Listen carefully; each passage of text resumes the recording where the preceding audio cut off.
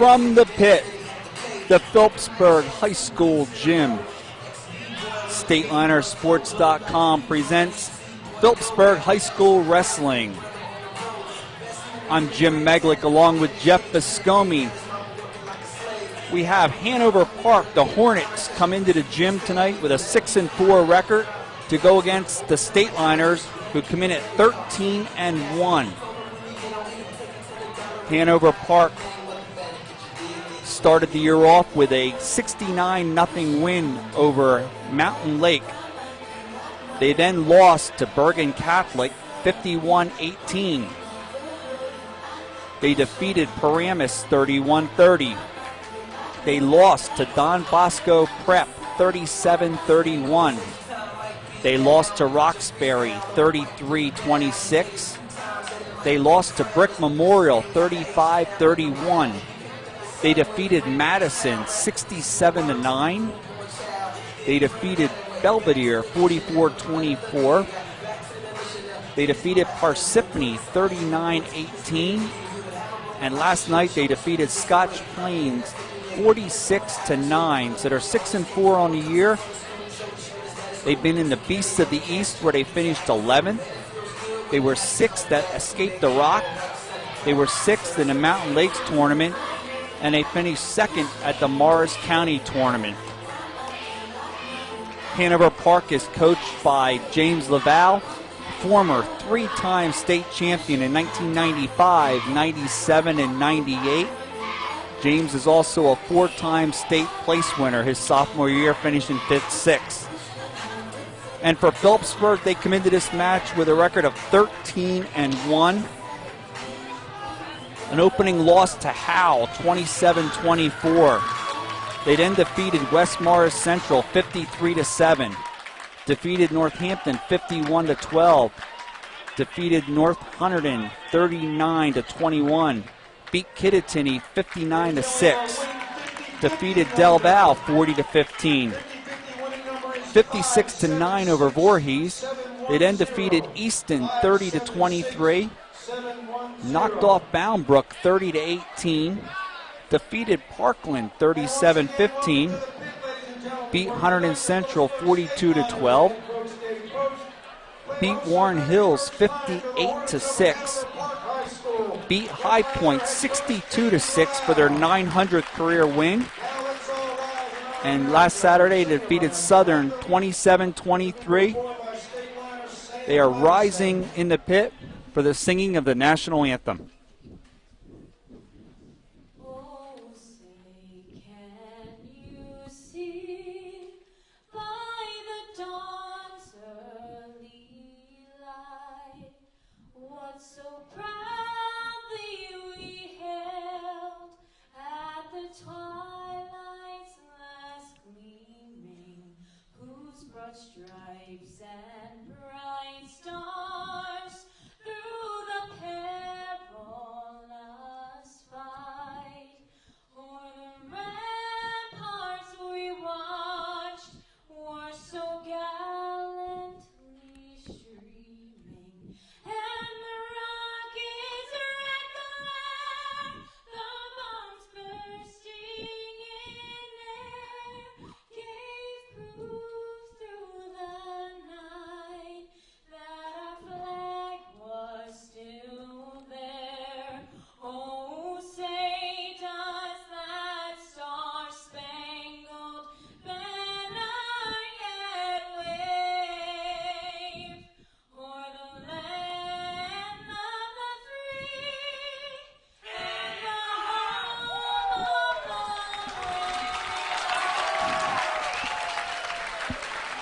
brave? Sam Levisay with our national anthem. So Phillipsburg, as I mentioned, comes in at 13-1.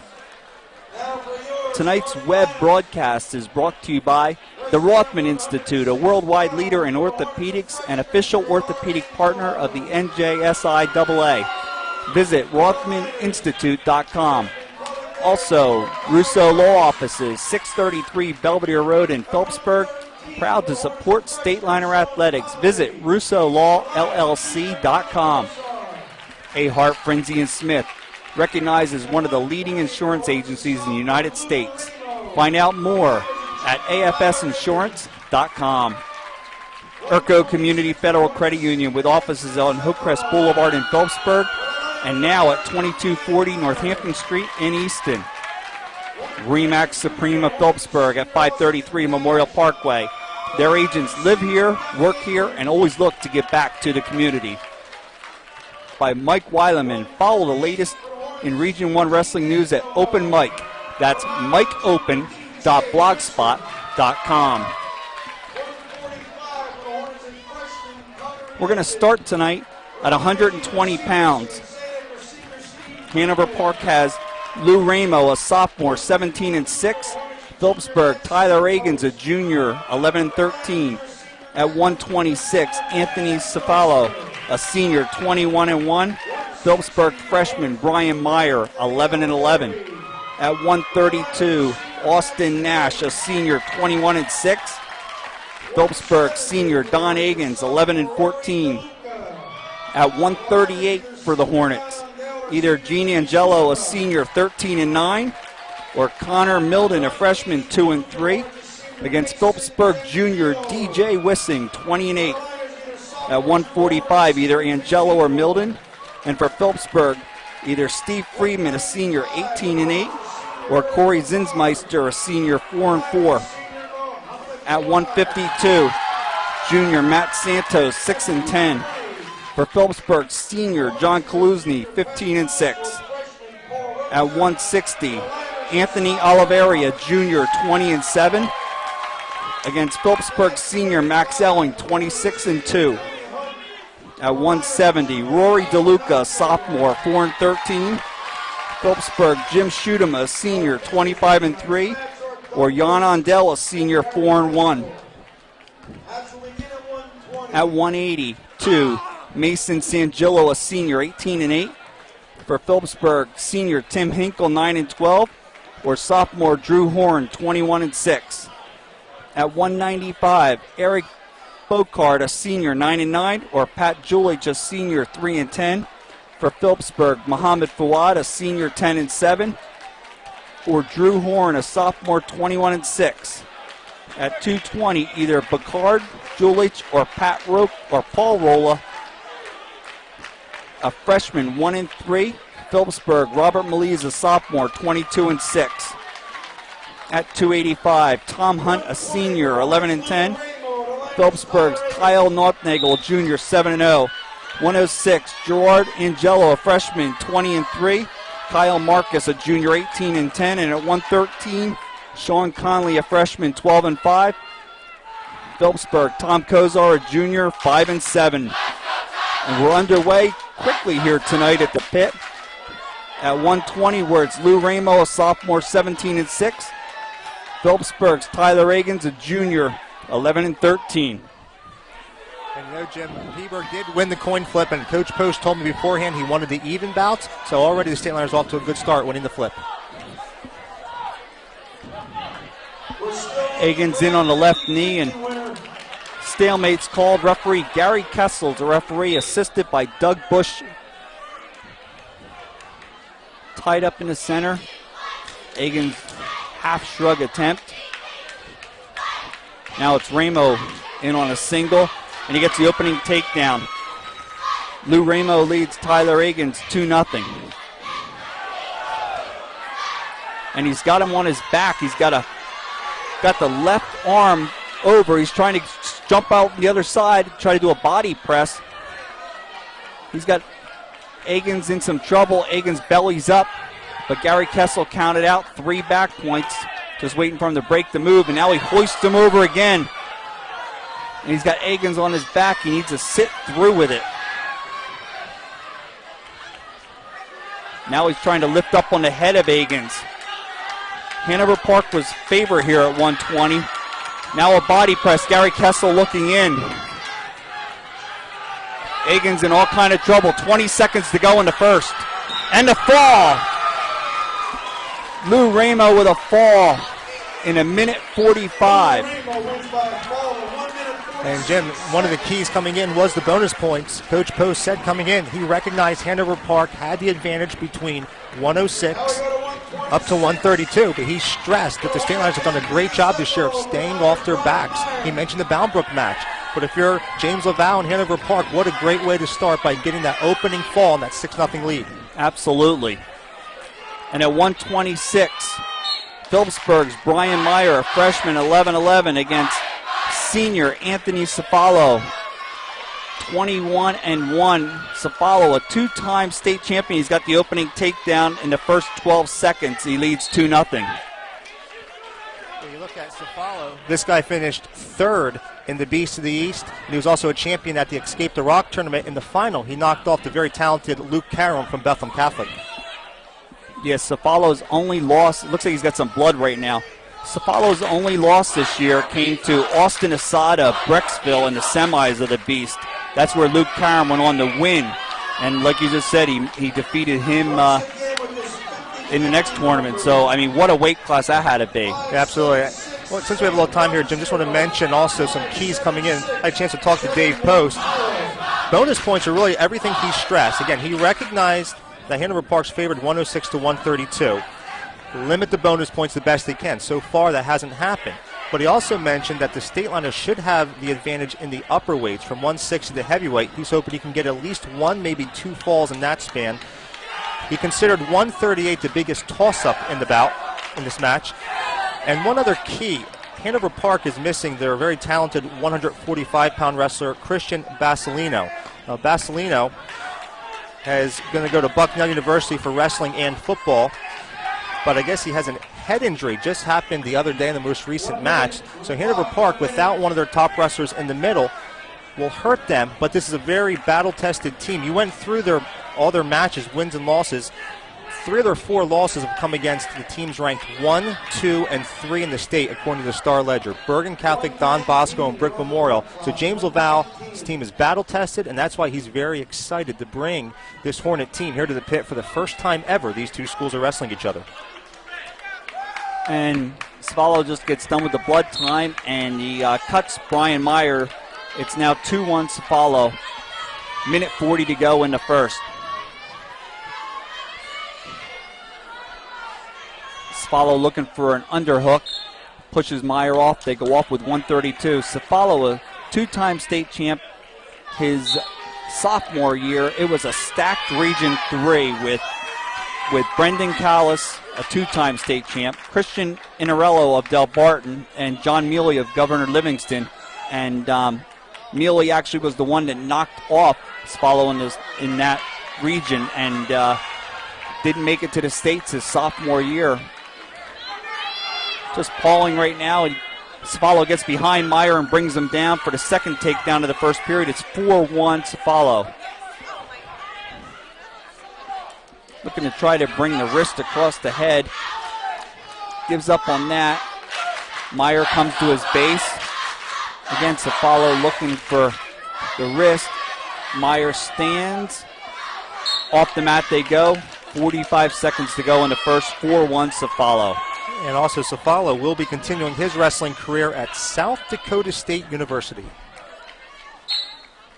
Referee for this match is Doug Bush. So bonus points are huge for both teams tonight. For Hanover Park, they have to have bonus points in the ones they're supposed to, and they can't give them up in the ones they're not supposed to. So it's the same thing as what Coach Dave Post said. Dave Post said bonus points are going to be huge, so both coaches thinking the same way. And also remember, we're going to be finishing up this match with 106 and 113. 2 of those bouts where they're going to be a solid favorite. So the State Liners need to have a sizable lead going into those last 2. Meyer's arching, Cefalo trying to lock up a cradle. Meyer stands in the final 5 seconds. Cefalo brings him down. And first period's going to end. Anthony Cefalo leads Brian Meyer 4-1.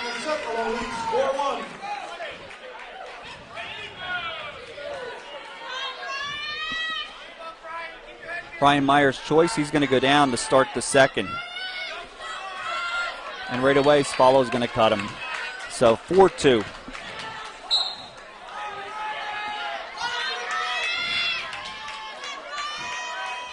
pulling at each other. Meyer half shot. He's pulling at the head. Cefalo trying to pull him through. Now Meyer takes a shot in on the leg. Cefalo breaks that. Cefalo looking for a trip and a throw, and off the mat they go, minute 36. You can see Cefalo's game plan coming in. He didn't even try to ride him. He's looking to build up to that major. Take him down, let him up, at least get to the major, and then look for even more. And Cefalo's a pinner. 21-1 on the year and multiple pins. I mean, I think we're somewhere around 14 the last I looked. Meyer in on the left leg of Cefalo, trying to pull it through. Cefalo blocking off, going across the chest. Meyer trying to pull in that left leg. Minute 8 to go. Close to a stalemate. Now Cefalo breaks the legs. Myers now locks it up again behind the knee, and Cefalo throws him to his back for a second. Meyer bellies up. Got his third takedown for a 6-2 lead, and we've got some injury time going for Anthony Cefalo. Oh, they're calling blood time. One thing about Brian Meyer, this kid's only a freshman, has a record of 11-11, but I think he's probably one of the State Liners' most improved wrestlers. He's really come a long way the last couple weeks, and in fact, he had a key decision victory in this State Liners' 27-23 victory last Saturday at Southern. And one mention about the schedule, this is the final home regular season duel for the State Liners. They will finish up their regular season this Saturday night, 6 o'clock, when they travel back down to the Shore Conference and take on Raritan. Yeah, you mentioned Meyer's win. He got a 7-6 win at Southern, and Phillipsburg, again, 27-23. So if that would have went the other way, Phillipsburg would have needed a little help along the way then. I mentioned about the Region 3 last year, and I talked about Callis and Inarella and Mealy with Cefalo. Well, Christian Inarella lost to Dave McFadden from DePaul in the quarters in 2012, and Brendan Callis defeated Dave McFadden in the finals of 2012. And we all know where Dave McFadden is, top wrestler at 160 pounds. Yeah, and we also know who's second ranked at 160, Phillipsburg's Max Selling. That's right. What a weight class. Okay, injury time is stopped. Back wrestling with 45 seconds to go. Cefalo on top, 6-2. They were calling blood time. I thought they originally called injury, but then they said Cefalo was bleeding. Meyer stands, comes out, gets one. Phillipsburg crowd trying to get in this, keep Brian Meyer in this. This is huge for Hanover Park. They're definitely looking for bonus from a two-time state champion. Definitely a major, but probably even more.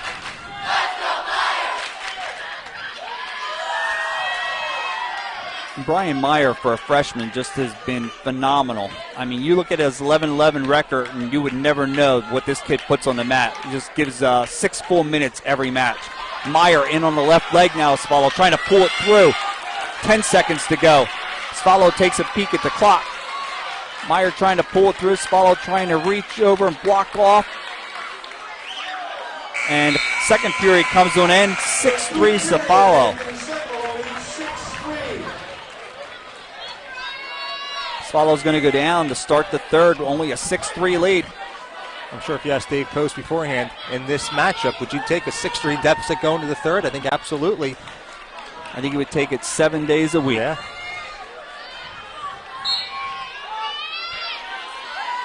Cefalo stands. Standing switch. Meyer blocks it off, stays in control, brings him back down. Off the mat, minute 47. The Phillipsburg coaching staff clapping. Dave Post, Josh Haynes. Now the crowd getting into it as this freshman so far riding the two-time New Jersey State champ. Referee Doug Bush tells Cefalo to get ready.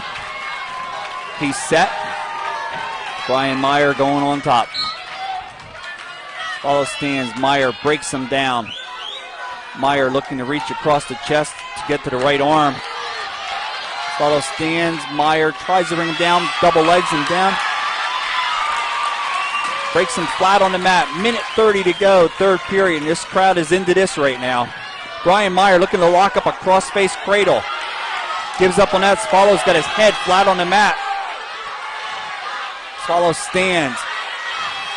Meyer trying to get control.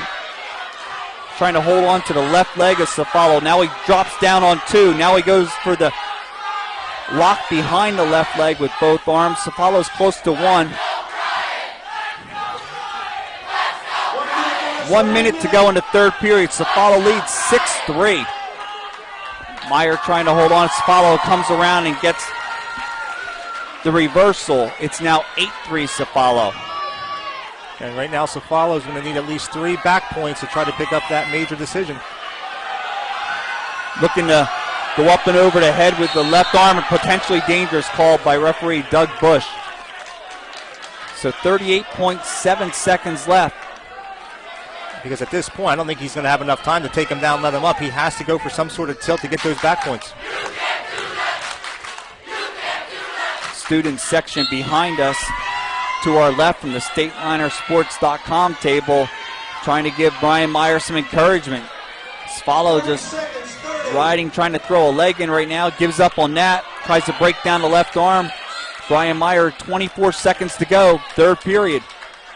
Swallow now reaches for the left wrist. Meyer attempts to stand. Swallow brings him down. Now a cross-face cradle attempted by Anthony Swallow. Now he's just standing there, and referee Doug Bush calls warning for stalling on Brian Meyer, but it's not going to matter. Brian Meyer, excellent job for the Stateliners as Anthony Swallow gets an 8-3 regular decision for Hanover Park. And Hanover Park is out in front, 9-0 on Phillipsburg.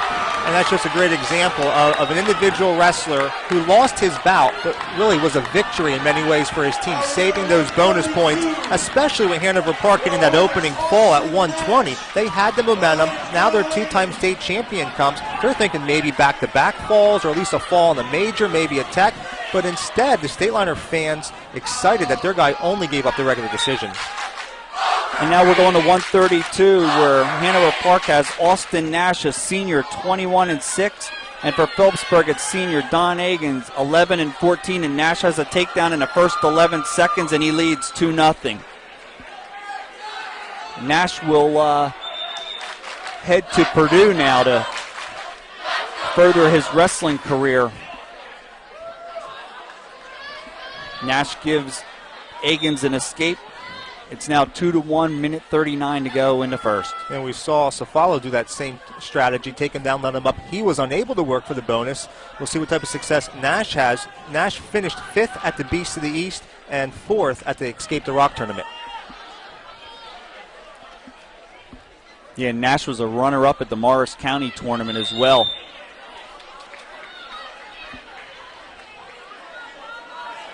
Minute 18 to go, first period. 2-1, Austin Nash. Just pulling at each other. Nash half shot in on the left leg on Agins. Agins sprawled. Now tied up. Again, Nash tries for the left leg. Has it up in the air, brings Agins down to the mat, and the second takedown is 4-1. And so far, we're in our third bout. Hanover Park has registered all 6 of the takedowns. Agins flat on the mat right now with 45 seconds to go as Nash takes him off. So Hanover Park started with a fall in a minute 46 of the first bout from Lou Ramo. Got off the great start they needed, 6-0. And then Anthony Swallow only an 8-3 win over Brian Meyer, regular decision, 9-0, as we have some blood time going right now for Austin Nash. And just to mention a couple things about Hanover Park real quick, Jim. They are located in East Hanover Township, Morris County, and they are a Group 2 school. They are currently in North 2 Group 2, and according to the most recent Star Ledger rankings, they are the top-ranked Group 2 team in the state. And a year ago, Hanover Park made the Group 2 finals, and they wrestled High Point. They lost that final 34-33, but the amazing thing is Hanover Park was winning 33-10 with 4 bouts to go. You're thinking you're up 23 with 4 to go. The only way you can lose is by giving up 4 straight falls. That's what happened. High Point finished that match with 4 straight pins.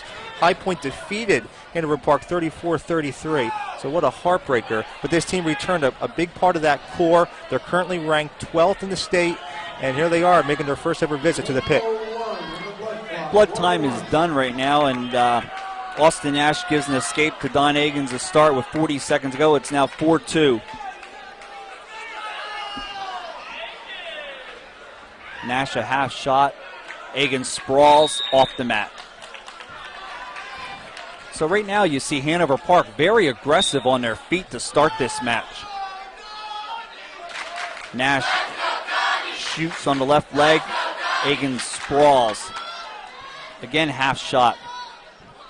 Referee for this one is Gary Kessel. Off with 13.7 to go. And when you figure Nash, 5th in the Beast of the East, what an accomplishment that is. If people don't appreciate how strong of a tournament, you're watching a kid that finished 5th there, you know he's a talented wrestler. 5 seconds to go in the first. Both wrestlers just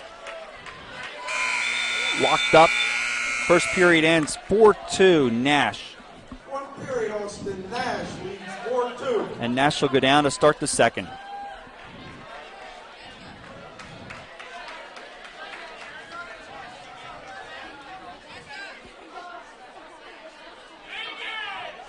Agins is set.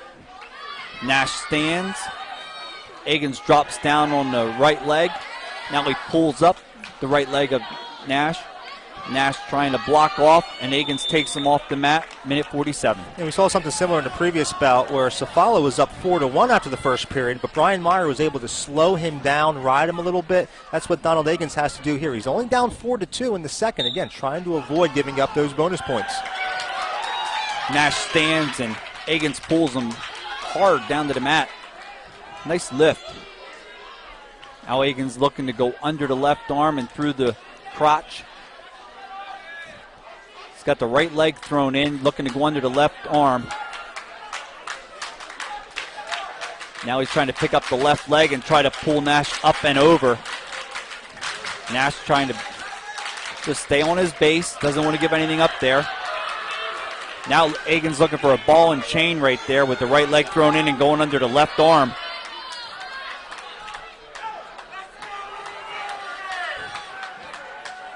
Nash's head's on the mat. Agins is a little bit high right here. He's trying to do a power half and he loses them. Comes out with 55 seconds to go. It's now 5-2 Nash. But again, he did the job. He rode him for over a minute.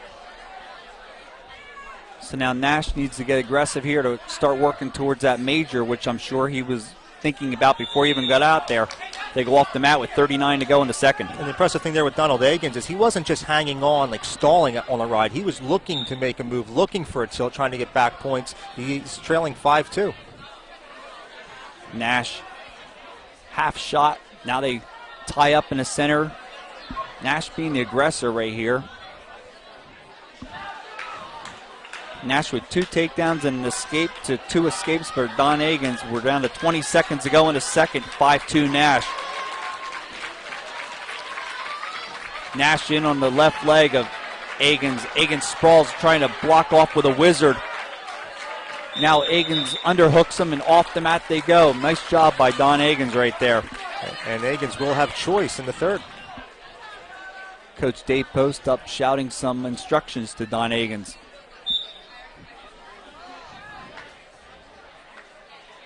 And the second period is going to end 5-2 Nash. Agins goes down right away. Looks like we got some more blood. This is different. Usually it's Phillipsburg with the blood time, and so far tonight it's been Hanover Park.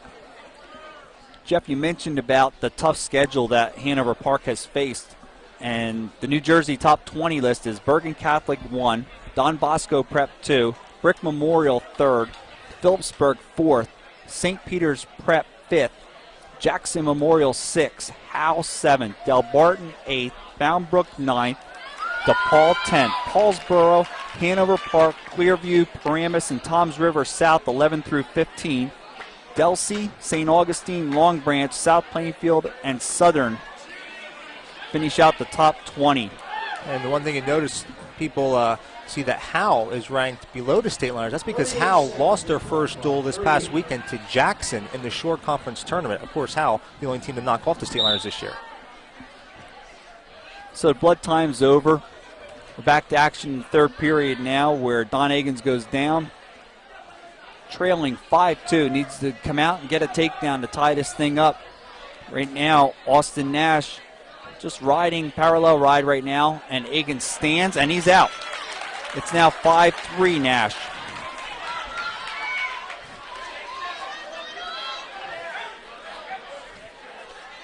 One thing I've noticed with Hanover Park so far, they don't like to tie up. They like to do the quick shots off to the side on one leg or the other. Off the mat they go, minute 23. And now Egan's in the position where, forget about avoiding bonus points, you're trying to tie this bout up in the third period and try to find a way to win it yourself, only trailing 5-3. Yeah, you got to wonder how aggressive he'll be early.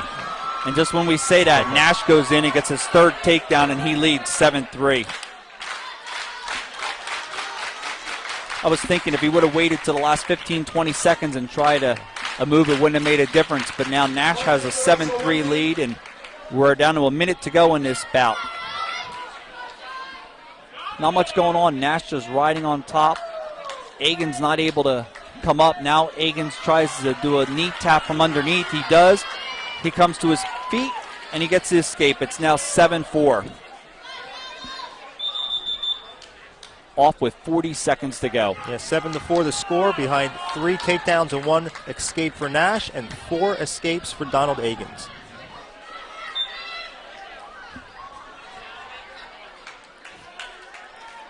Just tying up in the center right now.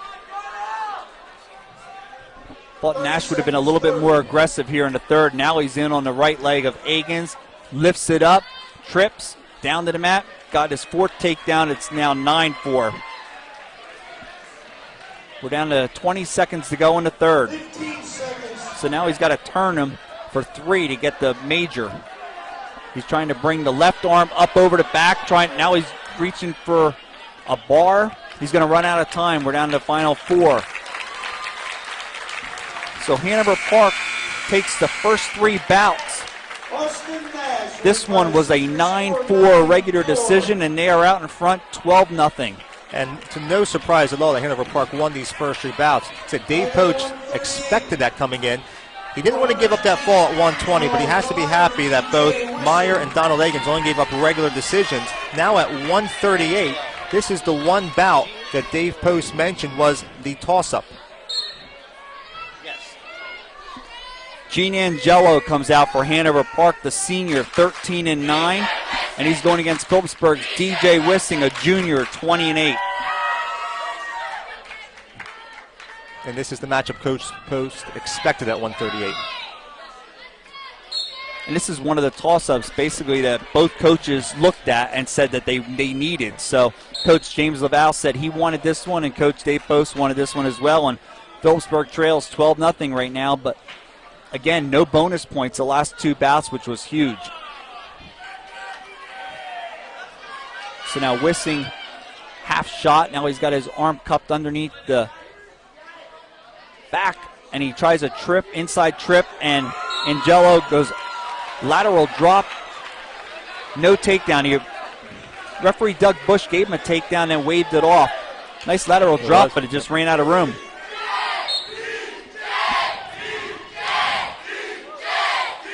Angelo, the senior, 13-9.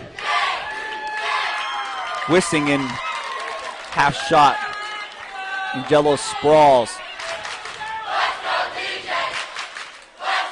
They've come apart. Wissing another half shot. Angelo spins around the back, dumps Wissing off the mat. Nice wizard by Wissing. It's getting prevented a takedown. Good job by DJ. Yeah, very good defensive wrestling there by Wissing. So far, Hanover Park wrestlers have recorded takedowns in each of the first periods so far. We're under a minute to go in the first period. This time Angelo shoots. Oh, and Wissing, concrete special. Still no advantage. He's trying to take him over his back, and Angelo comes over and gets a takedown. 2-0 lead for Gene Angelo. And that time Angelo held his cool. It looked like he was going over and potentially on his back, rolled through and scored the opening takedown. Yeah, Wissing was close to getting him for the takedown and back points. Angelo came out smelling like roses right there as we're down to the final 15 seconds to go in the first period. Angelo grabs the left ankle. Now he's trying to go through the crotch and pull the left wrist through. Wissing trying to reach back. We're going to run out of time, and this first period is going to end with Gene Angelo leading 2-0 over DJ Wissing. One period, Gene Angelo leads 2-0. Looks like we've got more Again, blood yeah. time. Yeah, this is amazing. I think we've had it in every bout just about. Maybe except the first one where it was a quick fall. Right. Lou Ramo had Yeah. no blood time, Wow. but other than that, Hanover Park has been bleeding throughout. So we're going to start the second period with Gene Angelo leading 2-0. You know, I mentioned the regular season coming to a close. Just looking ahead to next week, obviously the State Liners will be participating in the North 2 Group 4 sectional tournament. As far as the scheduling goes, Phillipsburg will have a bye in the first round, which is Monday. They will be home on Wednesday and Friday. Wednesday would be the semifinals. Then obviously needing a win there, they would host the finals on Friday. And you look at the Group 4 rankings right now, Phillipsburg and Jackson Memorial are very close. And this match, if Jackson doesn't have a match tonight, Phillipsburg would jump them then to be the number 1 seed. Jackson Memorial would be 2, Clearview 3, and Toms River South would be 4. And I mentioned Jackson earlier because they were the team that just defeated Howell over the weekend. Okay, we're set. Wissing's going to go down. Start the second. He stands. Angelo drops him down to the mat. Angelo's got the left arm tied up. Wissing stands again, trying to peel at the wrist. Off they go. And Angelo was a runner-up in the Morris County tournament. You got Angelo's brother that we're going to see at 106. Comes in as a freshman at 20-3. An escape for Wissing. It's now 2-1. Wissing in now on the left leg, and he needs to come up the body, and he gets the takedown. Nice single leg. 3-2 Wissing. And Phillipsburg's first takedown. He cuts Angelo. It's now 3-3. Wissing half shot. Angelo blocks off. They come up. Both were up on top of the body, and off they go with 1:14 to go in the second. And you always wonder conditioning in these type of bouts, because one thing Phillipsburg has always been known for, and one of their strengths, is conditioning come third periods. Nice crowd tonight. Pretty packed. There's still some seats here and there. Both wrestlers. Oh, nice ankle pick by Wissing. Just missed it. He goes in again. Angelo sprawls. It's been a lot of quick ankle picks and single legs so far in this one, and we're tied at 3 as they go off with 43.2 to go. And again, we mentioned the importance of this bout. Both coaches saying it could be the most important in the match. Nice double leg by Angelo. Brings Wissing down to the mat. He just needs to, Wissing is basically draped over the back with his hands locked. Angelo's trying to come out the side. Now Wissing's trying to hip up and over. He's got the takedown. He's trying to lock up a cradle. Wissing's got the lead, 5-3. Breaks the cradle. Angelo on the mat with the final 13 seconds. Wissing trying to come up the body and try to go power half. Both wrestlers looking at the clock for the final 5. And that's it. The second period's going to end with DJ Wissing leading 5-3. And Wissing really controlled that second period, scoring 2 takedowns and an escape. And that last example there, you mentioned Angelo, the great shot. But again, the defensive wrestling, Wissing turned defense into offense to score that late takedown. Angelo goes down to start the third. He stands. Wissing comes up on the body, had the legs thrown in. Potentially dangerous.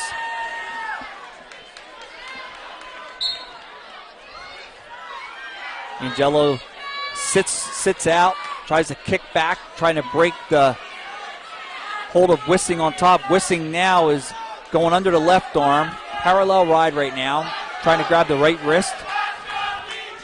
Wissing now going out the side, trying to drive a half. He's got the right wrist trapped. And Jello's just basically in a defensive move right here as he's not allowing Wissing to get any weight at all. Now Wissing's trying to hoist him up and over, and Jello almost came out, and we stay the same with 1:14 to go. Wissing on top, he's got the right ankle trapped. This is a big final 1:05 to go in the third with Wissing leading 5-3, and Jello's got to get out. And Wissing is just controlling so far the first minute. Yeah, it seems that Angelo spent most of this period on his stomach, head on the mat, and again, not in any position at all, even to score and escape. Wissing's got the left arm trapped. He's trying to go under the right arm to do a power half. Wants to keep him right there as this clock is just rolling right now. Referee Doug Bush calls stalemate with 42.6 to go. More blood time now for Gene Angelo. I know the crowd doesn't like it, but blood time is blood time. Yeah, it's one of the things you can't control in this sport. But right now, through the first couple of bouts, started at 120 with Lou Ramo. Winner by fall over Tyler Agins gave Hanover Park a 6-0 lead. 126, the two-time state champion Anthony Cefalo, an 8-3 regular decision over Brian Meyer. That made it 9-0 Hanover Park. And at 132, Austin Nash, another decision win, 9-4 over Donald Agins. And that's where we're at right now. It's 12-0. We're in our fourth bout. DJ Wissing right now leads Gene Angelo 5-3 with 43 seconds left in the third.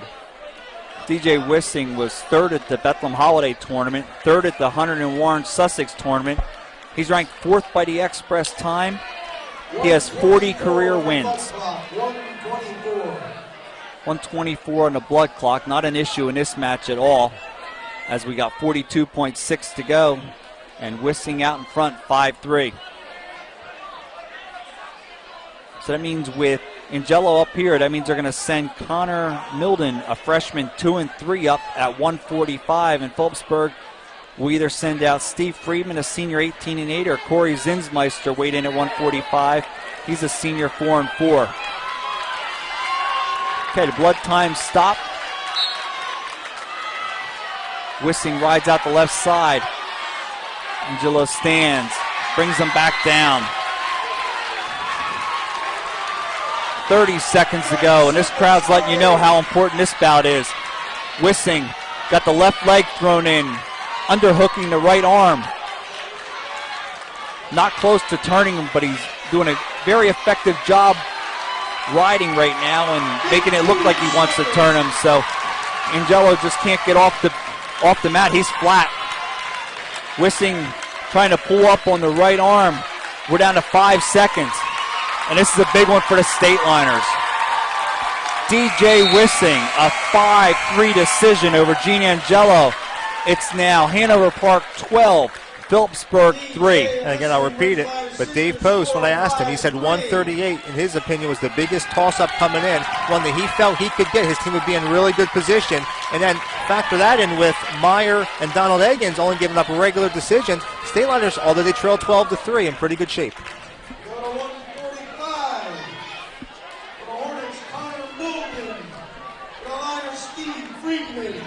It is Connor Milden, a freshman, 2-3, and Phillipsburg sending out senior Steve Friedman, 18-8, and Phillipsburg looking for bonus points here for sure. Friedman takedown in the first 5 seconds with a single leg, and he leads 2-0. Gives an escape to Milden. It's now 2-1. Friedman in on the left leg, picks up the leg, trips him down to the mat, got his second takedown. 4-1 Friedman. Off the mat they go. And of course, Milden's filling in for the talented Christian Basilino again, who had an 18-7 record, runner-up in the Morris County Tournament, 8th at the Beast of the East, and 7th at the Escape the Rock. Yeah, it's a big hole to fill right now. That's a tough break for Hanover Park as Friedman gives him an escape. Now he's in on the left leg again, looking to bring him to the mat, drags his toes. Referee Gary Kessel takedown as they go off the mat with 1:20. It's now 6-2 Friedman. see if we play take him down, let him up a little bit here in the first period. And that's what referee Gary Kessel just gave an escape to Connor Milden. It's now 6-3 Friedman.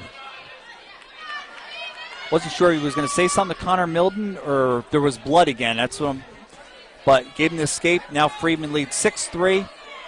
Friedman half shot on the left leg. Milden sprawls. Now they tie up. Friedman doesn't want anything to do with that tie up. He wants to shoot, stand, try to shoot that single left leg, and there he goes again on that left leg. He picks it up. Trip, takedown, 8-3. He just seems more comfortable as he tries to tilt him off to the side there. Hazard tilt. Referee Gary Kessel counting, not 2 back points, got a 4 count. 2 back points for Steve Friedman. And that's the St. Leonard's first back points of the match. So far, he's playing take him down, let him up, but then in the final 45 seconds, he went for the tilt and got 2 more. So now we're down to 32 seconds to go, and Friedman now trying to drive a half. Trying to drive it, he's close. Gary Kessel looking in. Steve Friedman off the back. Nope, off his back. 3 back points, though. Connor Milden, nice job of coming off his back there. Now Friedman trying to drive it again. And the fall!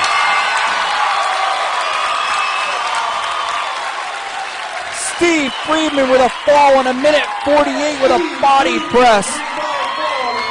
And the State Liners now are within 3. It's 12-9 Hanover Park. Well, Steve Friedman did his job, coming in against the freshman. Looking again, not just for bonus points, but you want to get the falls, how important they are. And the State Liners all season long have been so good at getting pins, getting bonus points when they need them, and avoiding them in other spots. So we're going to 152 for Hanover Park. It's junior Matt Santos, 6-10. Phillipsburg senior John Klusny, 15-6.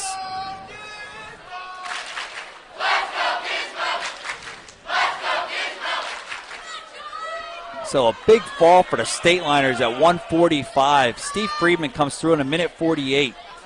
The State Liners are trailing by 3. We're through 5 of 14. We're in the 6th. Klusny trying to get wrist control as they're standing. Gives up on that. Now he shoots in on the right leg. Sprawls. Matt Santos sprawls. Off they go. And we mentioned 138 being a toss-up. Dave Post did mention potentially 152 if he had to choose a second one. So we'll see how this one goes. But the State Liners won that first big toss-up with Wissing. So now John Klusny looking for Phillipsburg to get right in this match now. He needs a decision or more here at 152. I think Phillipsburg would be happy with just a decision here at 152. Especially knowing the advantages they're going to have from 160 on the heavyweight. Absolutely.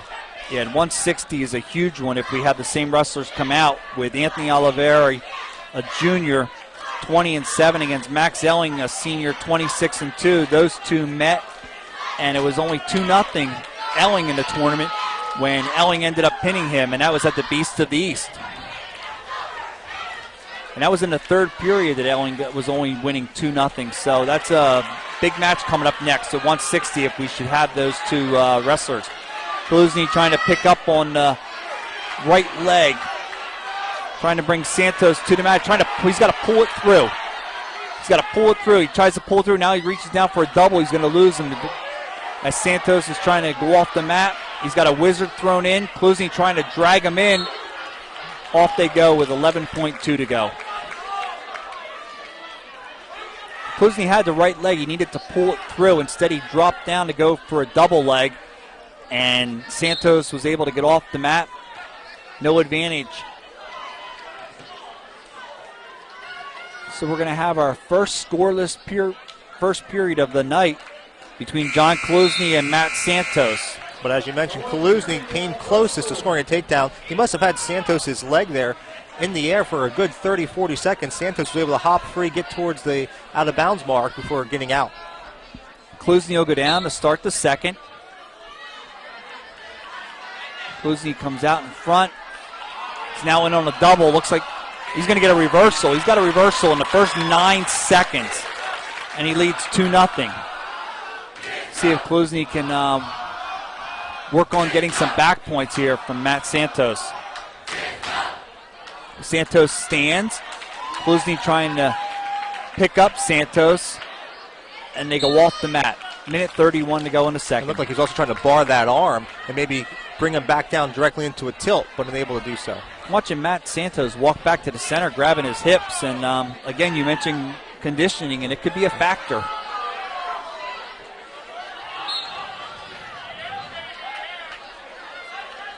Santos stands. Klusny brings him back down. Klusny riding out the right side. Santos stands again, peeling at the hands, and he's out with a minute 16 to go. It's now 2-1 Klusny. Klusny takes a shot. They go off the mat. Jim, every year you have unsung wrestlers that come up big. John Klusny, 15-6 record. Again, might not get all the pins or all the attention, but this kid quietly has put together a solid season right in the middle of the lineup. Absolutely. Both wrestlers are stalking each other in the center.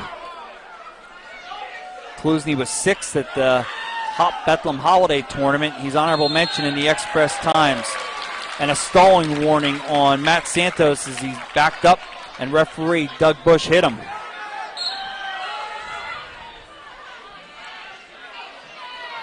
Now Santos goes after Klusny. Just a lot of pushing right now going on. 38 seconds to go. Half shot by Santos. Klusny now in on a right leg of Santos, trying to pull it through. They're close to going off, and off they go with 28.7. And in a close bout like this, it's 2-1. Well, you can get that stalling warning on your opponent. It just gives you that extra pressure on him now, where he gives up a stalling point. That could be the difference. We're down to 25 seconds to go. It'll be Santos' choice in the third. This would be a big takedown if John Klusny could get this right here in the final 15 seconds. See if he goes after that right leg again. Both wrestlers just tapping at each other. There's a shrug by. He's in on that right leg again. He's got to pull it through. Now he goes to a double. Santos, wow. Second period ends. Klusny was trying to pull through a double leg. Santos hipped up and over and had Klusny on his back as the period ended, but we're going to end 2-1. That's one of those saved by the bell there. Kind of looked like Klusny was in good position. Next thing you know, he was on his back, but the buzzer sounded. So Santos is going down. He's set. Klusny riding out the right side. Caution on Klusny.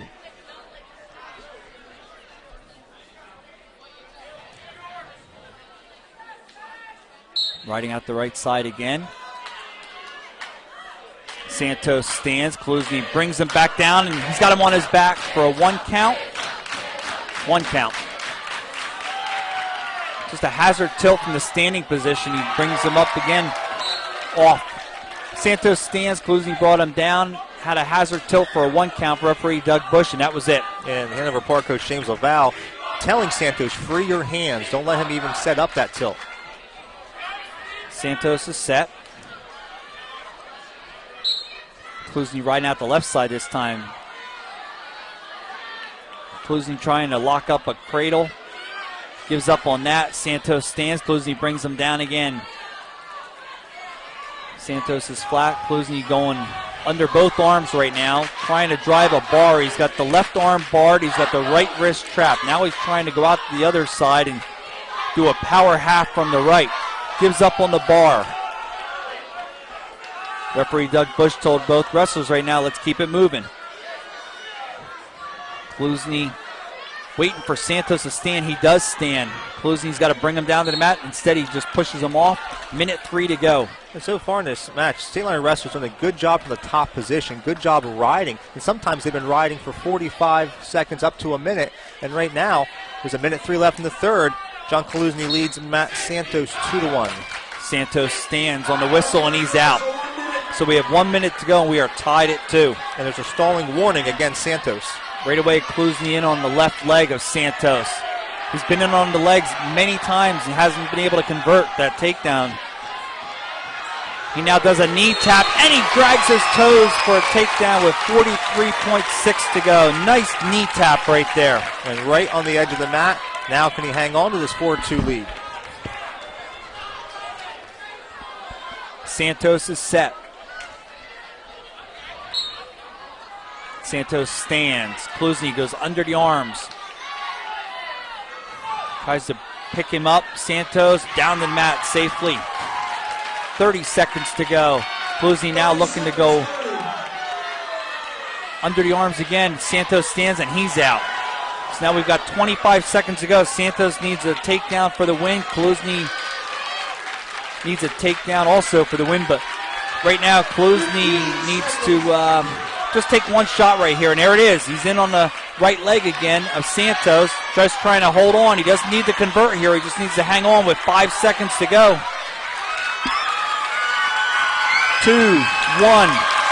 And Phillipsburg's John Kluzny, a 4-3 decision at 152, and we are knotted at 12 after 6 bouts. And the two toss-ups Dave Post mentioned, 138 and 152, both went his way, with Wissing winning 5-3, and then Kluzny a 4-3 decision. Anthony Oliveri is out for Hanover Park, and it is going to be Max Elling. It's Oliveri, a junior, 20-7. Max Elling, a senior, 26-2.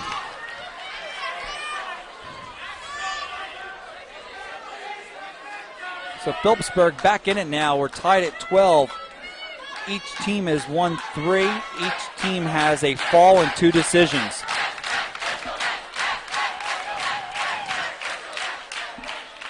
Elling with the gray singlet with the P on the left side. Liners going across the back.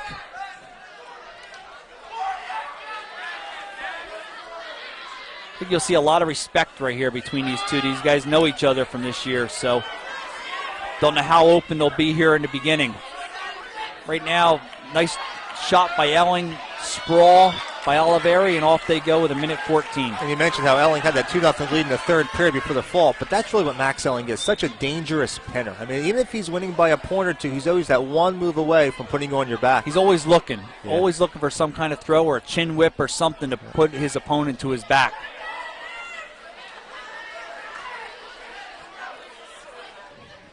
A lot of pawing going on in the center of the mat.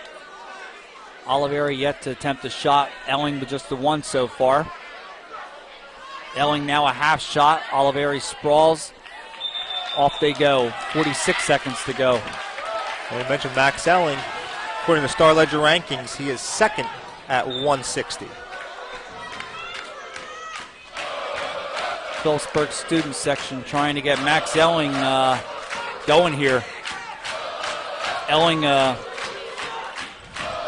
defending district champ, 4th in the region last year. He was 4th at the Beast to the East. He's a Bethlehem Holiday Tournament champion. He's a Hunter and Warren Sussex Tournament champion. He's ranked #1 in the Express Times, #2 in the Ledger, 111 and 35 in his career. Down to the final 10 seconds. Elling's being the aggressor right now, and referee Gary Kessel says stalling on Anthony Oliveri. I think it's a good call. Oliveri is backed up most of the first period, even though there wasn't a whole lot of action. We're down to the final 5. And the first period's going to end scoreless, but the stalling warning on Oliveri. And you look at Oliveri this year, he was 3rd in the Morris County tournament, 5th in the Escape to Rock, and 6th at the Beast of the East. Yeah, good credentials from a very good junior at 20-7. So Oliveri's going to go down. Elling picks him up as he stands, brings him down to the mat. Elling looking for a roll to put him on his back. Off the mat they go. Yeah, Elling has by far been the aggressor, both on his feet and now from the top position, looking to roll him over on his back.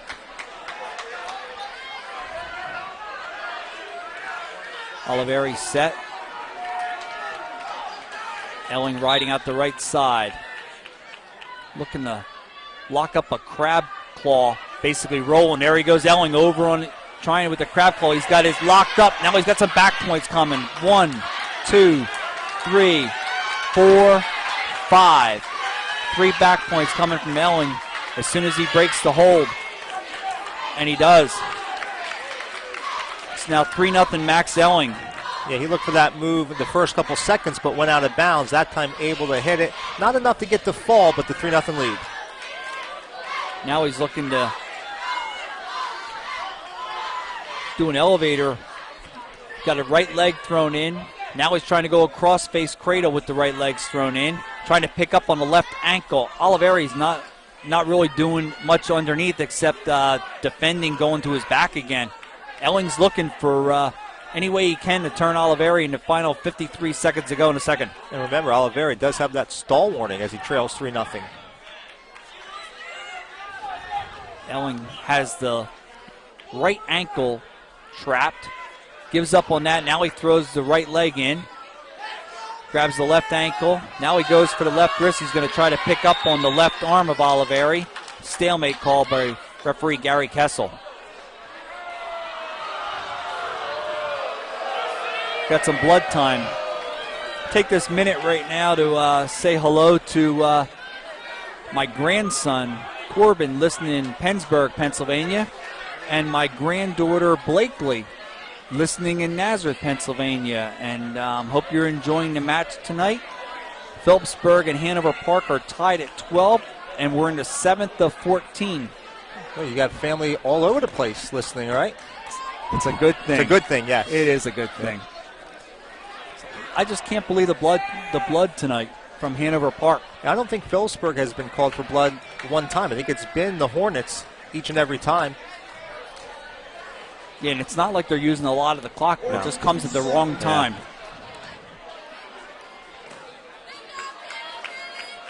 But a great job by Max Elling right there. What he does is he gets the legs thrown in, then he goes under the right arm, over with his left arm around the head of his opponent, which is Anthony Oliveri. Then he basically does a front roll and takes him right to his back. That's why he got the 3 back points. Oliveri stands. Elling brings him down to the mat. Elling up high right now. Has to get back behind. Oliveri, referee looked underneath to see if Elling had a chokehold on Oliveri. Elling up high again. Oliveri trying to just crab away from him. Referee Gary Kessel still looking in as we're going to end the second period. 3-0 Elling. And one thing about Max Elling, he never stops moving. I mean, he never stops being aggressive, looking for a big move. That time scoring all 3 points from the top position with 3 backs. Just watched over as Max Elling goes down to start the third. Assistant coaches from Hanover Park told him, Anthony Oliveri, to keep him down. And that's not an easy thing as Elling rolls. He's now facing him, needs to separate himself to get this escape. Referee Gary Kessel says no change right now as Oliveri's got a front head and arm, and Elling comes out and he now leads 4-0.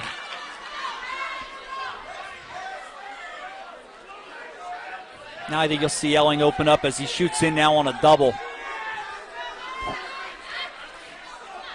Oliveri just sprawls. Elling is just pushing right into him. Oliveri's sprawling. They're going a third of the way off the mat right now. It's been nothing but Elling just pushing into Oliveri. Right at the edge of the mat. Oliveri off. Minute 2 to go. And if Max Elling can keep pushing this, maybe get that stalling point, score a takedown, he can maybe try to work towards a major. Yeah, right now he would need a takedown and back points if he wanted to work for it. I don't think anybody expected bonus points with these two. I think the first time Elling got the fall, but I don't think people were expecting it again.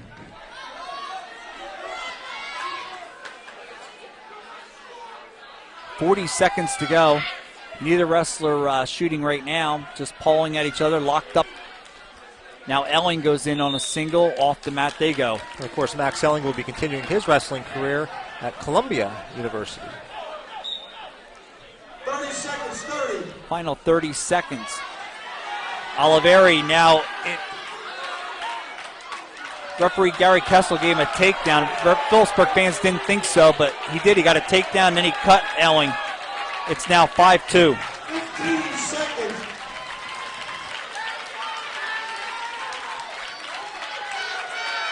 And we're final 7 seconds. Oliveri's behind Elling again. And if we're going to run out of time, it's going to be a 5-2 decision for Max Elling over Anthony Oliveri, and Phillipsburg grabs the first lead for them tonight, 15-12. Hanover Park won the first 3 bouts to gain that 12-0 lead. The Stateliners now have won 4 in a row to take the 15-12 lead.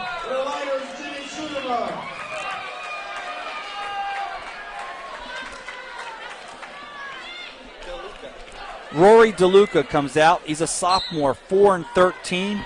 Phillipsburg's Jim Schutema, a senior, 25-3. And he's got a takedown in the first 6 seconds for Schutema. It's now 2-0. It's safe to say St. Leonard's looking for the big bonus here. Just keep the momentum going with Jimmy Schutema on the mat. I think anything but a pin here would be bonus for Hanover Park. And Schutema's got him on his back. He hoists him right over. Not close to a fall, though, but he does have 3 back points coming. It's 5-0 now, Schutema. Schutema now looking for a power half again. Trying to walk up the body. DeLuca comes off his back, but we got 2 more back points. It's now 7-0. Schutema now a power half out the left side. Now he's driving it. DeLuca comes off. Schutema trying to just pick him up and throw him over. He's got the power half on the left side, gives up on that. Now he's trying to throw a leg and he throws him over again. It's just a matter of...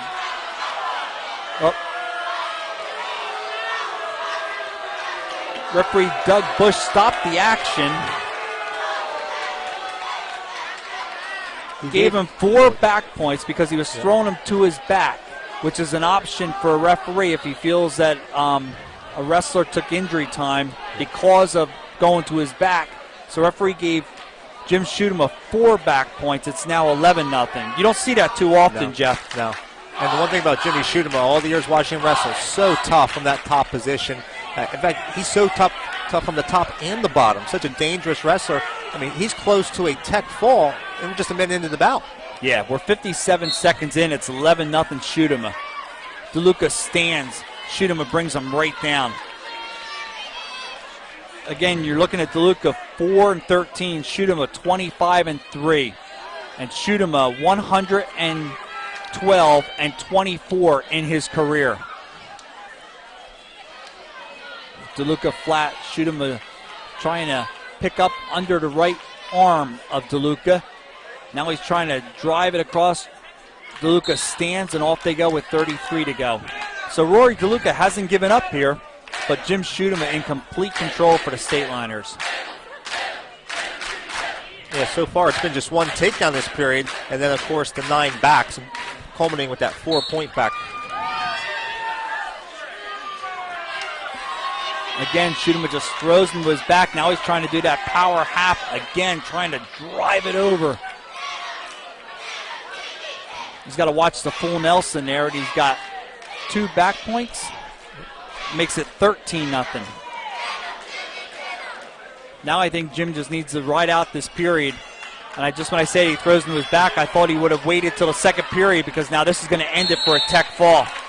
And that's what it's going to do. It's going to be a 15-0 technical fall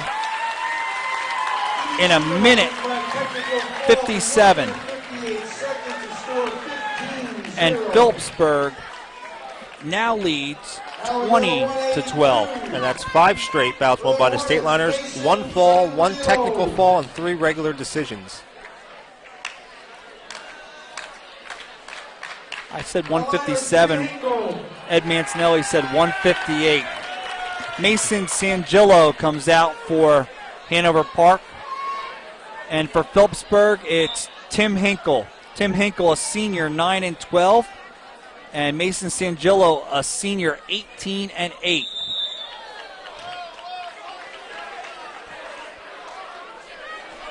So Phillipsburg with the momentum going right now, but this is the one wrestler that Coach James Laval wanted to win from up top. And even Dave Post recognized he was probably their best option up top. Sangillo won the Mountain Lakes tournament, finished 5th in Morris County and 8th at the Escape the Rock.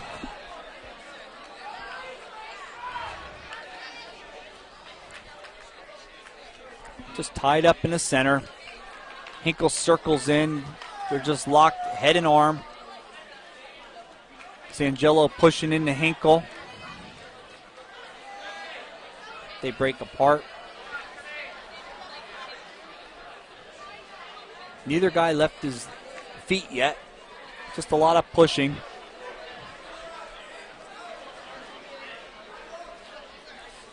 They break apart. Hinkle just pawing at Sangelo.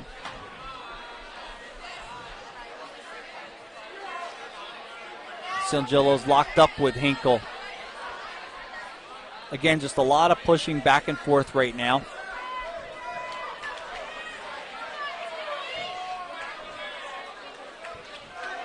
Sangelo looking for a bear hug, and he trips Hinkle, and he drags the toe and gets the takedown. He dragged the left leg, and he got the takedown, a 2-0 lead on Tim Hinkle. And Tim Hinkle weighed in at 174.8, Sangelo 181.8, but Sangelo also with the height advantage. Yeah, he's got a good head on him. He's got about 6 inches on Tim Hinkle. Hinkle at the whistle, reverses in 2 seconds, and he had Sangelo in a little bit of trouble, but got the tying reversal. It's now 2-2. He just caught Sangelo off guard. Hinkle ready, off the whistle. Used a little bit of speed there to spin around. Yeah, Sangelo had no clue that Hinkle was going to explode out from the bottom, and he sat out, turned in, got the reversal with 18.1 to go in the first.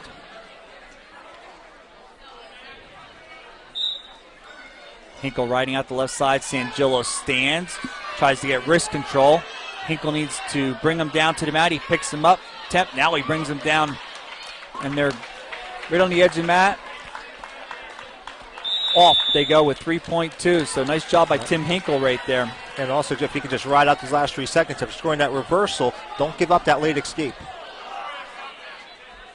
Yeah, I'm sure Tim Hinkle's not going to relax here. He wants to go strong for the final 3. And Sangelo sits in. Hinkle checks him back. And that's it. We're going to end the first period 2-2. Sangelo's choice. He's going to go down to start the second.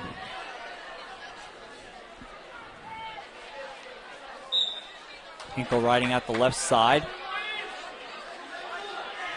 Trying to break Sangelo down. Sangelo stands, and he's out in 8 seconds. It's now 3-2 Sangelo.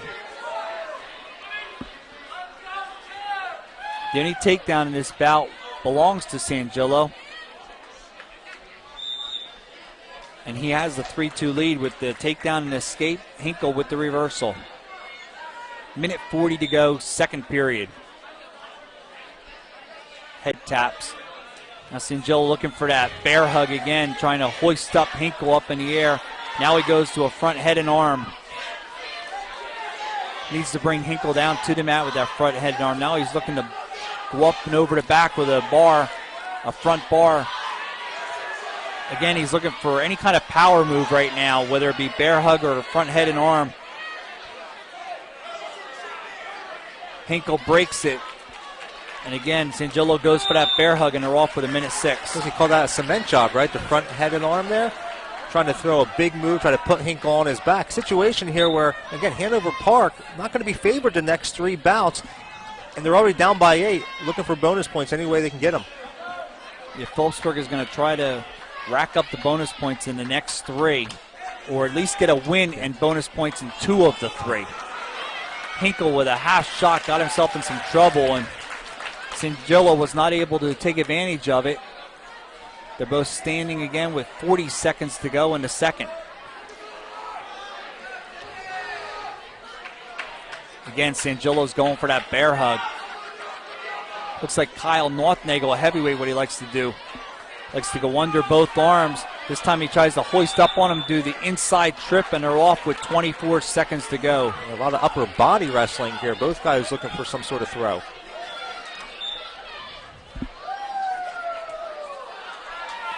Phillipsburg would have to feel really good in this match if they could come out of this one with a win here at 182. And there's a stalling warning on Hinkle backing up. Sangelo looking to bear hug constantly on the mat right now, and Hinkle is the one backing up, and he was hit by referee Gary Kessel. Sangillo in with a shot in the final 5 seconds, picks up Hinkle and gets a takedown with 1.5, and he throws him to his back. And 2 back points. A 4-point play right there. Well, they're coming over to talk about it. Is it going to be a 4-point play or just going to be a takedown? Well, if it's a 4-point play, the score should be 7-2. And that is correct. 7-2. After 2, Hinkle went down, and Sangillo gave him the escape. It should be 7-3. It's not up on the scoreboard. It's 7-3 now.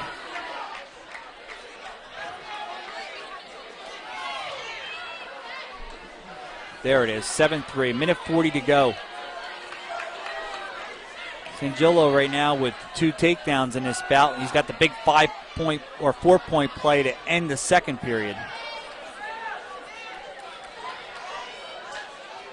They've got second period up on the scoreboard too. They had a little bit of confusion during this bout. It's now the third period. There it goes. Minute 20 to go. And again, Sangillo looking for the bear hug. Hinkle blocks him off. Hinkle circles back to the center. Hinkle's been warned for stalling already in this one.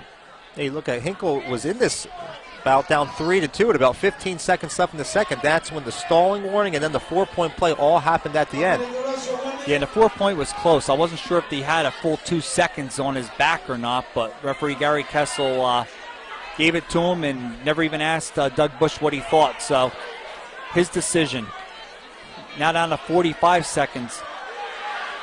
So Hanover Park is in position now to get a win here and get back in this match as Hinkle drives him into the crowd as Sangillo just got off balance.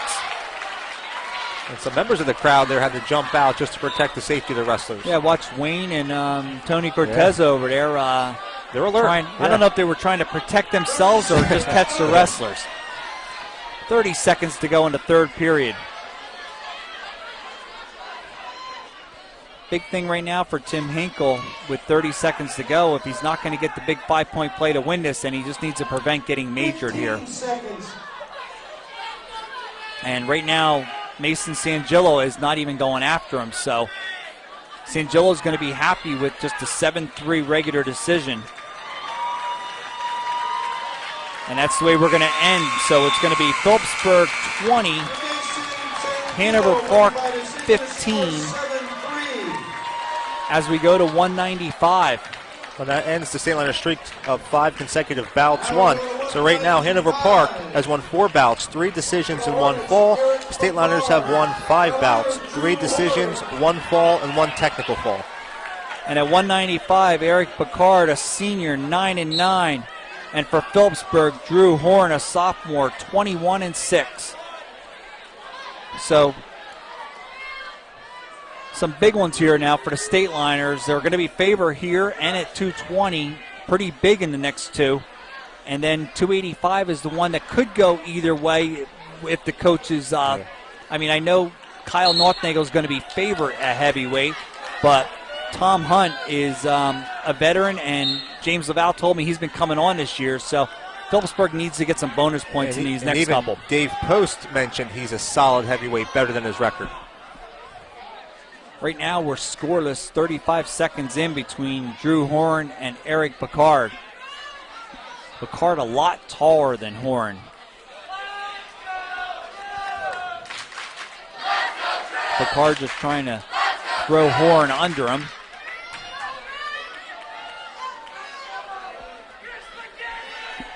Again, Hanover Park's looking to do a lot of muscle moves on their feet. Now he's Picard trying to grab the right arm, and he tries to throw Horan by him. Horan sits out off the mat. They go 51 seconds to go. Horan's about 5-6 inches shorter again than Picard. Horan shoots. Picard blocks off, and now Picard shoots. Off they go with 40 seconds to go. Yeah, Picard is the bigger of the 2 wrestlers, weighing in at 195.4. Andrew Horn, 179.4.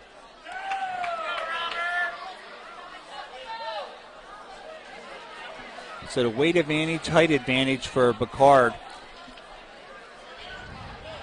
But Horan comes in with a 21-6 record. Now Bacard looking for the bear hug and a throw, and off they go. And giving up weight's nothing new to Andrew Horn as well. He's used to something like this. Right. Down to the final 15 seconds to go in the first period. Neither wrestler really close to a takedown in the first here.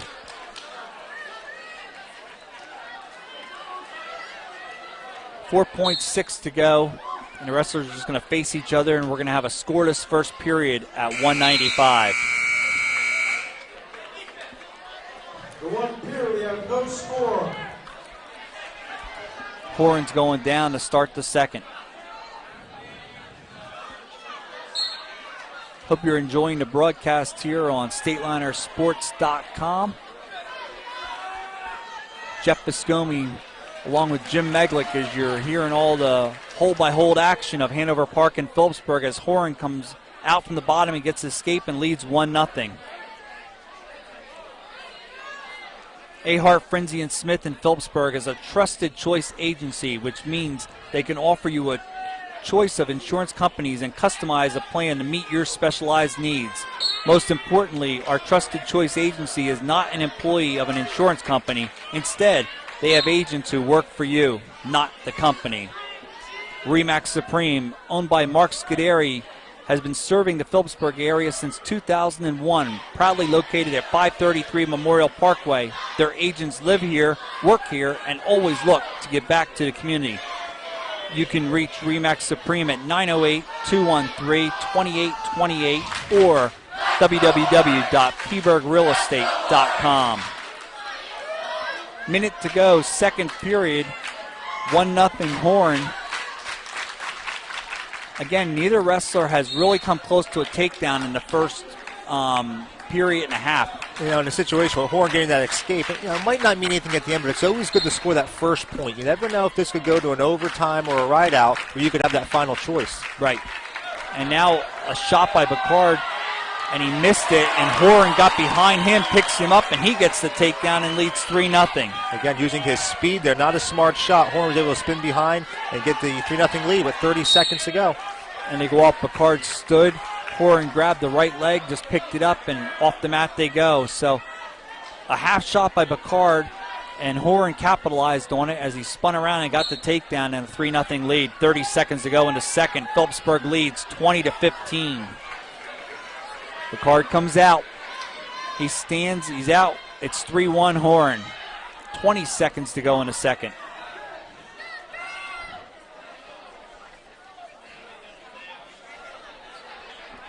Both trying to get wrist control. Bacard looking for upper body throw again. Both wrestlers go to the center for the final 5 seconds. Bacard trying to snap down on the neck of Horn, and second period ends 3-1. I think this is Andrew Horn's type of bout. He wrestles a lot of these low-scoring bouts. He's tough to score on, and he tries to have that one smart shot. A good defensive wrestler, and he's smart, and he's in the position here up 3-1, top position. Eric Bacard goes down to start the third. He stands. Horan trying to pick up, and he drops him down. Off the mat they go. Drew Horan, second in the Hunter and Warren Sussex tournament. He's ranked fourth by the Express Times. 41 career wins. Bacard trying to stand. He does stand. Horan's locked behind the waist, trying to pick up, and he gives up on that and gives him the escape. It's now 3-2.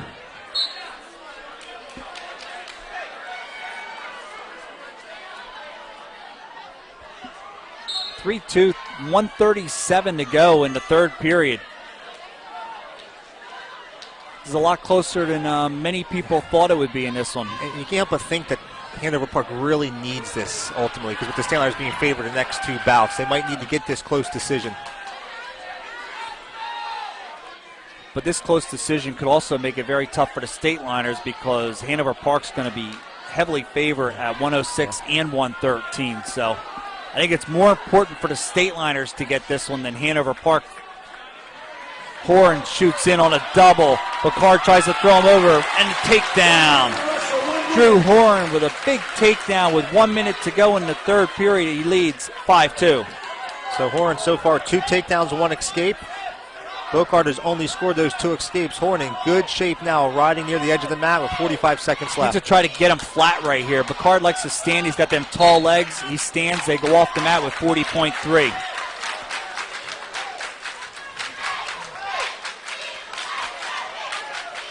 Bocard is set. Horn out the right side. Horn trying to grab the wrist. He flattens him out.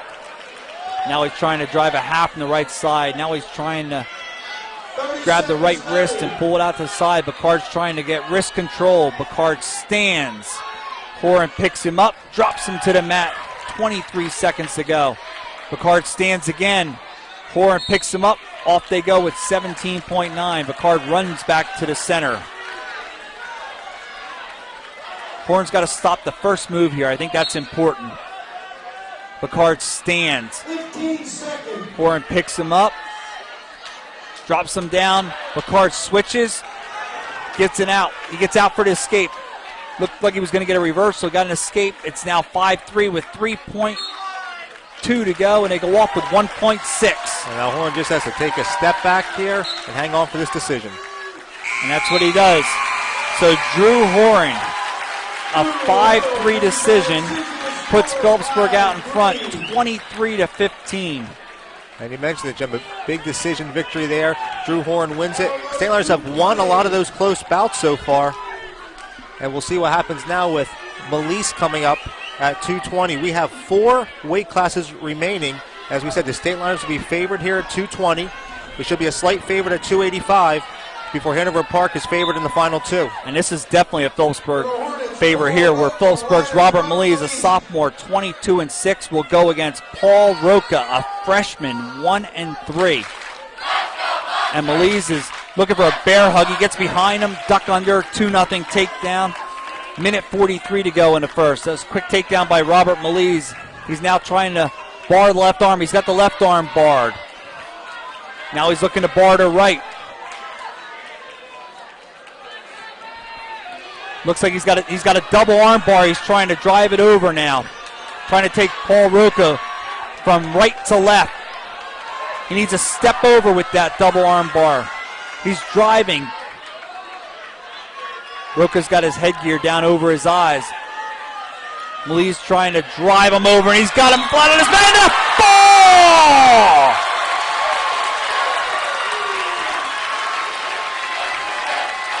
Robert Melise, double armbar, stepped through and flattened Paul Roca in 52 seconds. And Phillipsburg is up 29-15 with 3 to go. So the State Liners record their second fall of the match. Melise along with Stephen Friedman. And now Hanover Park's in a position where they must win these last 3 to have any chance. Big fall by Robert Melise right there. You knew he was favored. He didn't waste no time going for that double arm bar, Jeff. No, he got it locked up early. He took his time. He had over a minute left to go, and he got the pin. Now we got the big guys out there. Senior Tom Hunt, 11-10. And Phillipsburg Junior Kyle Northnagel, 7-0. 252.8 for Hunt, 259.7 for Northnagel. So only about a 7-pound weight advantage for Northnagel tonight. And Northnagel in the most recent Starledger rankings, 4th at heavyweight. Of course, had that huge win over Andrew Pacheco at Warren Hills. With the loss, Pacheco dropped to 5th. Yeah, I went online just to check out the rankings as soon as they came out, and lo and behold, I saw Kyle Northnagel jump up to 4th in the state after that big win. He's also ranked tops now in the Express Times, Kyle Northnagel. Both guys locking up around the head. Hunt getting pushed back by Northnagel right now. Phillipsburg fans have seen this a lot, where Northnagel ties up and pushes into his opponent. Northnagel backs up, tells Hunt to get back in the center. They're there with just under a minute to go, scoreless first.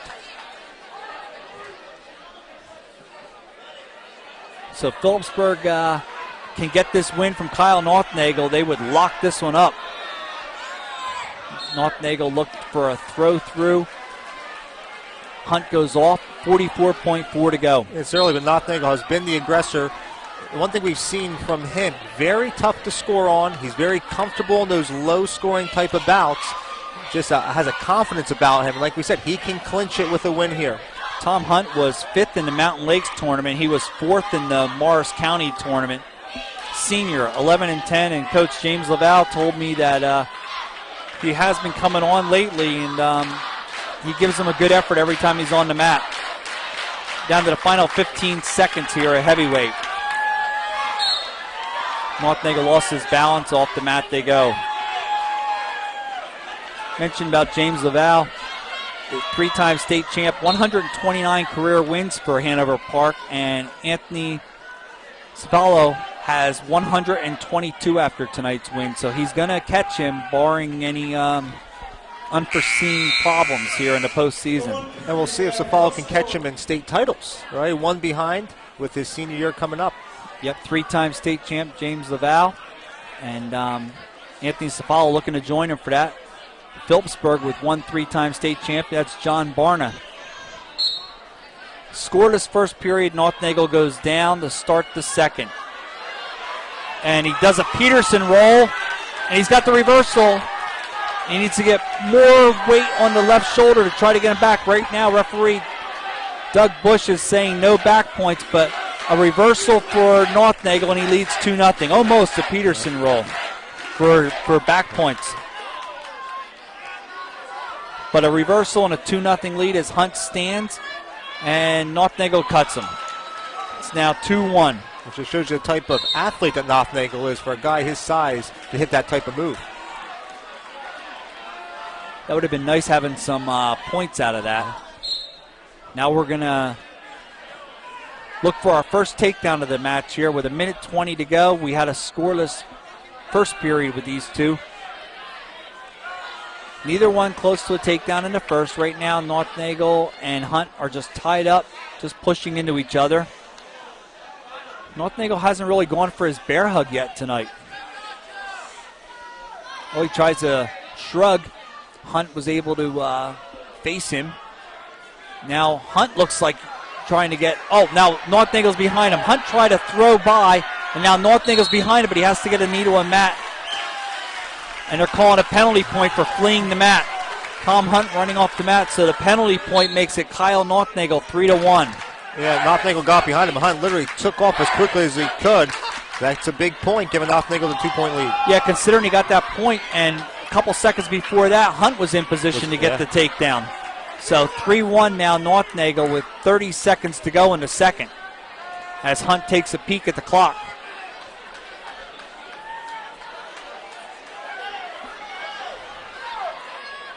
$20 seconds to go in the second.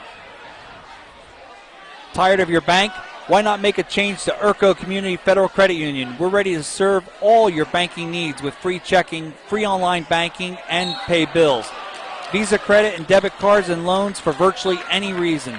The holidays are over. Time to consolidate all those bills into one manageable low payment with our low-cost personal loan. Apply online for up to $15,000.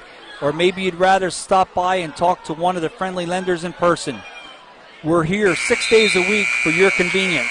And speaking of convenient, did you know we now have a new branch location in Easton, right across from Muser Park? We want to help you save money, so why not check us out at www.urcocu.com or give us a call. See what a difference a credit union can make. Second period came to an end, 3-1 Nothnagel, and now Hunt will go down to start the third. You know, what a big point that penalty point was. Instead of only being down one, where an escape can now tie it, even if he gets an escape, he's going to have to score from his feet to take the lead. And now, right now, Nothnagle's doing what he wants. He wants to get out the left side, trying to keep weight on the back of Hunt.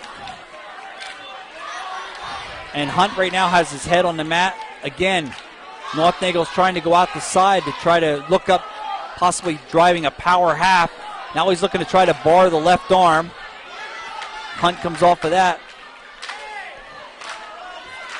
Hunt tries to stand Nothnagel under the left arm. And he's he's wrapped around the right wrist. He's got trapped. Again, North Nagel's trying to drive into him with a half. Both referees came over and looked to see if it was a full Nelson, but North Nagel just had a power half and he was grabbing the wrist. And again, now we got a stalemate with 52.1 to go. So North Nagel just needs to be smart out here right now. Just stay out to the side, throw an occasional power half in there, and don't give Tom Hunt the opportunity to come to his feet. Or even in the worst case scenario, give up the 1, not the 2 in this spot. Hunt tried to stand. North Nagel is very good at putting his weight on Tom Hunt right now. I know I only talked about 7 pounds difference. Hunt stands again. North Nagel's out to the side. He crabs into him, brings him down to his base. We're down to the final 30 seconds to go. North Nagel looking for a cross-face cradle. Referee Gary Kessel right in front of our StatelinerSports.com table.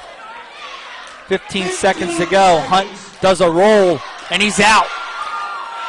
Nope, they're saying North Nagel stayed in control because North Nagel went right in on the left leg of Hunt. Hunt needs to break that and spin around in the final 4 seconds. North Nagel crabbing into him. And Kyle North Nagel, a 3-1 win over Tom Hunt. And it wraps it up for the Stateliners. They ice this match. It's now Phillipsburg 32, Hanover Park 15 with 2 to go. And the big key has been the close bouts. You know, the Stateliners have won a couple close ones so far. And Kyle North Nagel, all he does is win so far. Keeps his undefeated record intact and a couple huge wins as we go to the final 2. Kyle North Nagel goes to 8-0 now for the Stateliners as we go to 106, where Gerard Angelo, a freshman, 20-3, goes against junior Kyle Marcus, 18-10, and Angelo's in on a single, picks him up, gets a takedown in the first 4 seconds, and he leads 2-0. Angelo looking to try to bring him up and over for Mike Rogers' roll. Marcus blocking him off.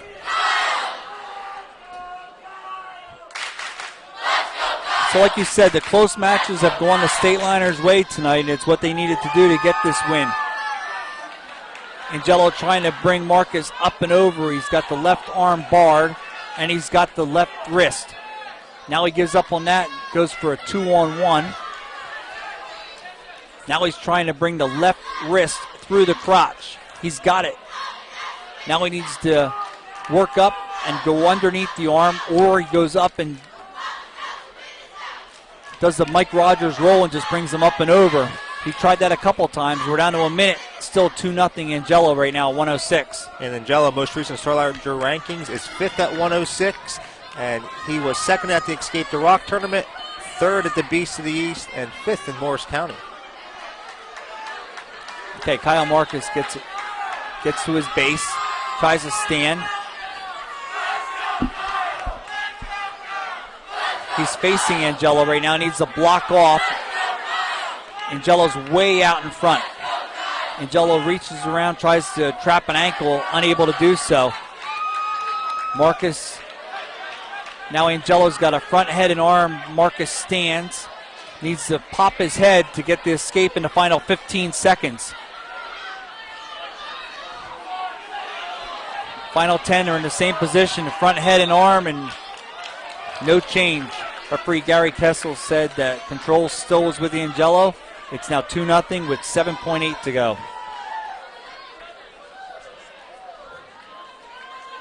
Marcus is set. Caution. Caution on Dave Marcus. Kyle Marcus, sorry. Caution on Kyle Marcus. Marcus sits out, stands up. Again, we're in that front head and arm situation with 1 second to go, and that's the way it's going to end. So Marcus was in a couple positions there to get out and wasn't able to pop it. You watch enough wrestling where you see some officials maybe give you the one there, or do you think he definitely still had control? I don't think anything changed from where they were over here in front of our StatelinerSports.com table. I thought it was controlled by Angelo. I don't think Marcus had the escape. I don't think he freed his body. But you're right. Some referees will give it to him. So now Marcus is down to start the second, trailing 2-0. Again, he comes out to face him. And Angelo spins back around him, traps the left leg of Marcus. Now he's trying to bring that wrist through the crotch again. Marcus frees the wrist. Angelo with a strong right hand tight waist. Gives up on that. Now he's looking to maybe lock up a cradle here. Marcus needs to free his legs right now. Angelo's driving into it, trying to lock up a near side cradle. Referee Gary Kessel says stalemate. It looks like the coaching staff wanted him to give up the escape. Has not been able to turn him, but Angelo decides to keep riding. Yeah, I'm wondering when he's going to cut him, and he does cut him. With the escape now for Marcus, it's now 2-1 Angelo.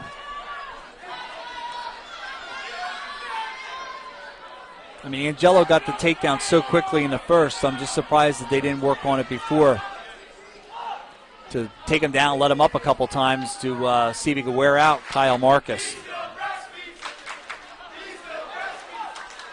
Marcus now has Angelo's head caught under his chest. Angelo stands up. Russian tie on the arm of Kyle Marcus. Close to going off, close to a stalemate. Referee Gary Kessel calls stalemate. Yeah, Angelo came out like a house on fire, scoring that takedown in the first few seconds, and immediately was looking for back points. But to Marcus's credit, he did not go over on his back. Stood a couple of times. Now here he's only down 2-1. Single attempted by Angelo. Nice block off by Marcus. Now Angelo's got an underhook on Kyle's left arm. Kyle looking to grab the elbow and spin around for a shrug move of himself. Angelo trying to hoist him up and over. Kyle knew what he was doing. He just stayed facing him. They were on their knees. First period, second period ends 2-1 Angelo.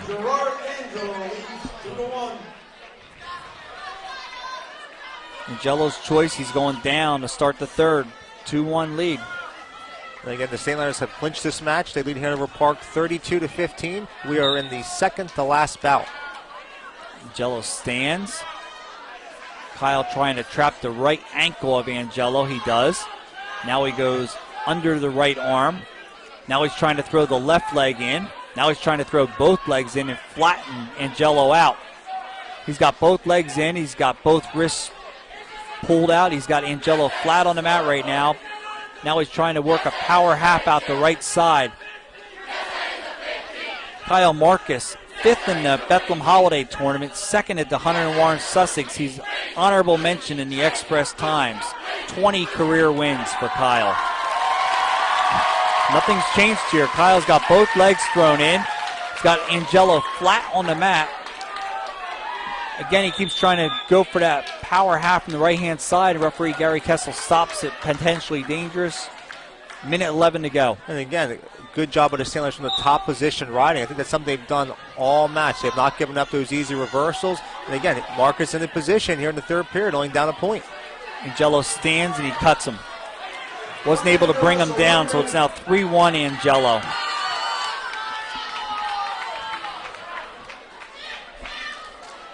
So now Marcus needs to be aggressor here. And Angelo's the one that shoots in on the left leg of Marcus. Marcus is trying to sprawl. He's got the wizard thrown in. And Angelo gets a takedown, his second of the match. And it's now 5-1 Angelo. 30 seconds to go here at 1:06. Yeah, but again, it looks like another example of a state liner wrestler maybe being the underdog, but not giving up a bonus point. Yeah, I think that all started this year with Boundbrook, when Boundbrook came in here with all their big guns and Phillipsburg avoided the bonus points all night long. And they went on to defeat Boundbrook then by 12.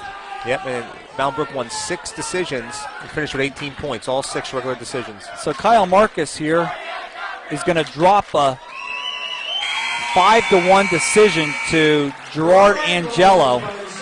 Nice job by Kyle Marcus against the quality freshman here. So it's 32-18 Phillipsburg, and we're going to the 14th of 14 where Sean Conley, a freshman, 12-5, goes against Phillipsburg junior Tom Kozar, 5-7. And you talked about Kozar has been filling in for Brandon Patesel. And we found out talking to Dave Post before the match that Patesel will be having surgery on Friday on that thumb. And, of course, he is out for the season. So we're in the last bout. Phillipsburg's got it wrapped up 32-18. And Hanover Park's Sean Conley has a head and arm trying to come around the back to get the takedown. He needs to trap the inside ankle. He couldn't get it, and Kozar comes out. No advantage. Minute 29 to go in the first.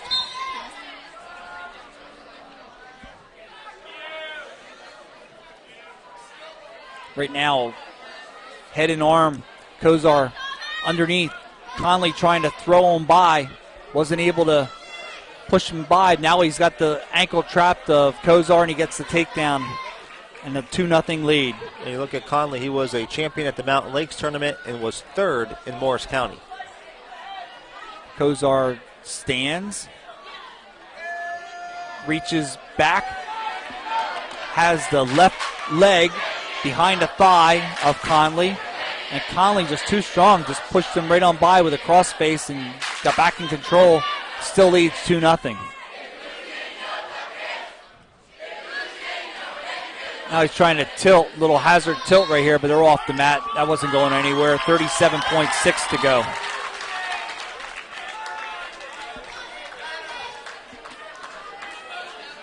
Referee Doug Bush for the last bout of the night.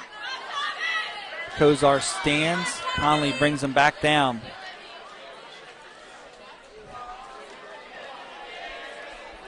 Kozar sits into Conley. Little roll. He's going to get one. There's the escape.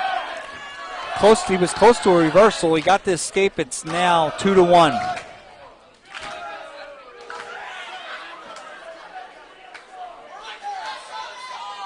We're down to the final 10.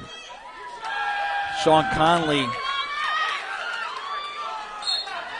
We're down to 1 second, so Sean Conley is going to take a 2-1 lead into the second period on Phillipsburg Jr. Tom Kozar. And just to let St. Leonard fans know, there's one more scheduled duel during the regular season. Phillipsburg will travel to Raritan High School this Saturday, 6 o'clock, and then they will open up the sectional tournament next Wednesday here at the pit. The opponent to be determined. Tom Kozar stands. Conley picks him up. Conley goes for the inside tie of the leg.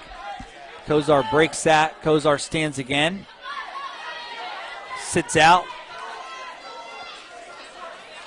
Wasn't able to turn in, and Conley controls Tom Kozar. Kozar sits out again, turns in.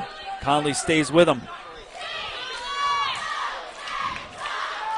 Conley right now a 2-on-1 on the right wrist. Now he's going under the left arm, and they go off. You know, Kozar, another example of a wrestler.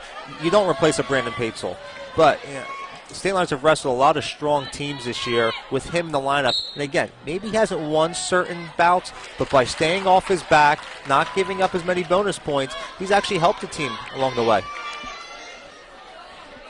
So we're down to minute 5 to go in the second period. We're tied at 2.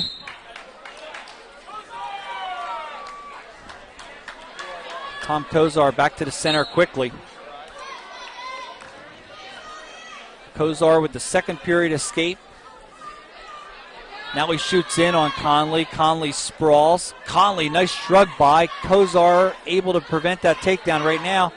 Conley again bangs the head down, tries to throw him on by again. Nice job by Tom Kozar preventing that takedown. Right there, Sean Conley went for another throw by, and Tom Kozar actually went in on a double and make it off the mat. Kozar gave up that opening takedown, but he hasn't stopped wrestling, actually being the aggressor the last minute or so. Hanover Park has a couple of good freshmen right here now for next couple of years at 106 and 113.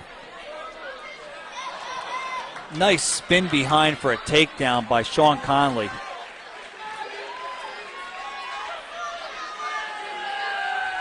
So now last 10 seconds, Kozar trying to hip up and over. Conley throws in a power half. Now he throws the leg in, and we're going to run out of time in a second. It's 4-2 Conley after 2. Conley leads 4-2.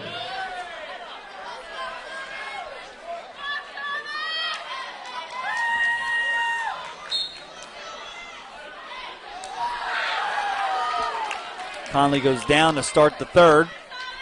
Stands briefly. Kozar brings him right back down.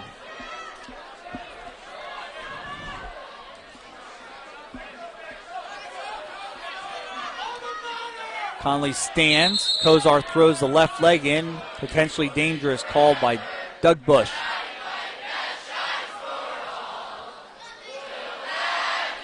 Now the Phillipsburg student section with the alma mater, as they do after every match. Conley down. Kozar riding on top, trying to trap the right arm of Conley. Throw it a power half on the left side. Conley stands. Kozar picks him up and drops him down to the mat. Yeah, Kozar down by 2 points, looking for some sort of tilt, trying to score here from the top position as we close in on the final minute of this third period.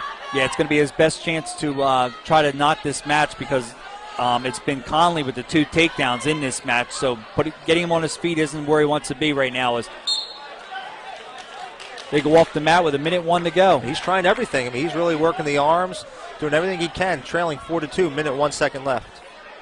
Yeah, he had the left arm barred right there, had the wrist, tried to pull him over, but they went off. Conley stands, and Kozar brings him right back down. So here's one that, you talk about. I know the match is over, but Hanover Park expected to get bonus at 106 and 113. You would think that they would be heavily favored there, and they came away with a decision at 106, and right now it's only 4-2 Sean Conley with 30 seconds to go in the third, and Tom Kozar is trying to turn him over, trying to pick him up through the crotch. He's got the left leg trapped. Now he's trying to go with a left wrist bar. He's trying to pick up the right arm, going through the crotch. 15 seconds. Kozar is doing everything he can to try to hoist Conley over.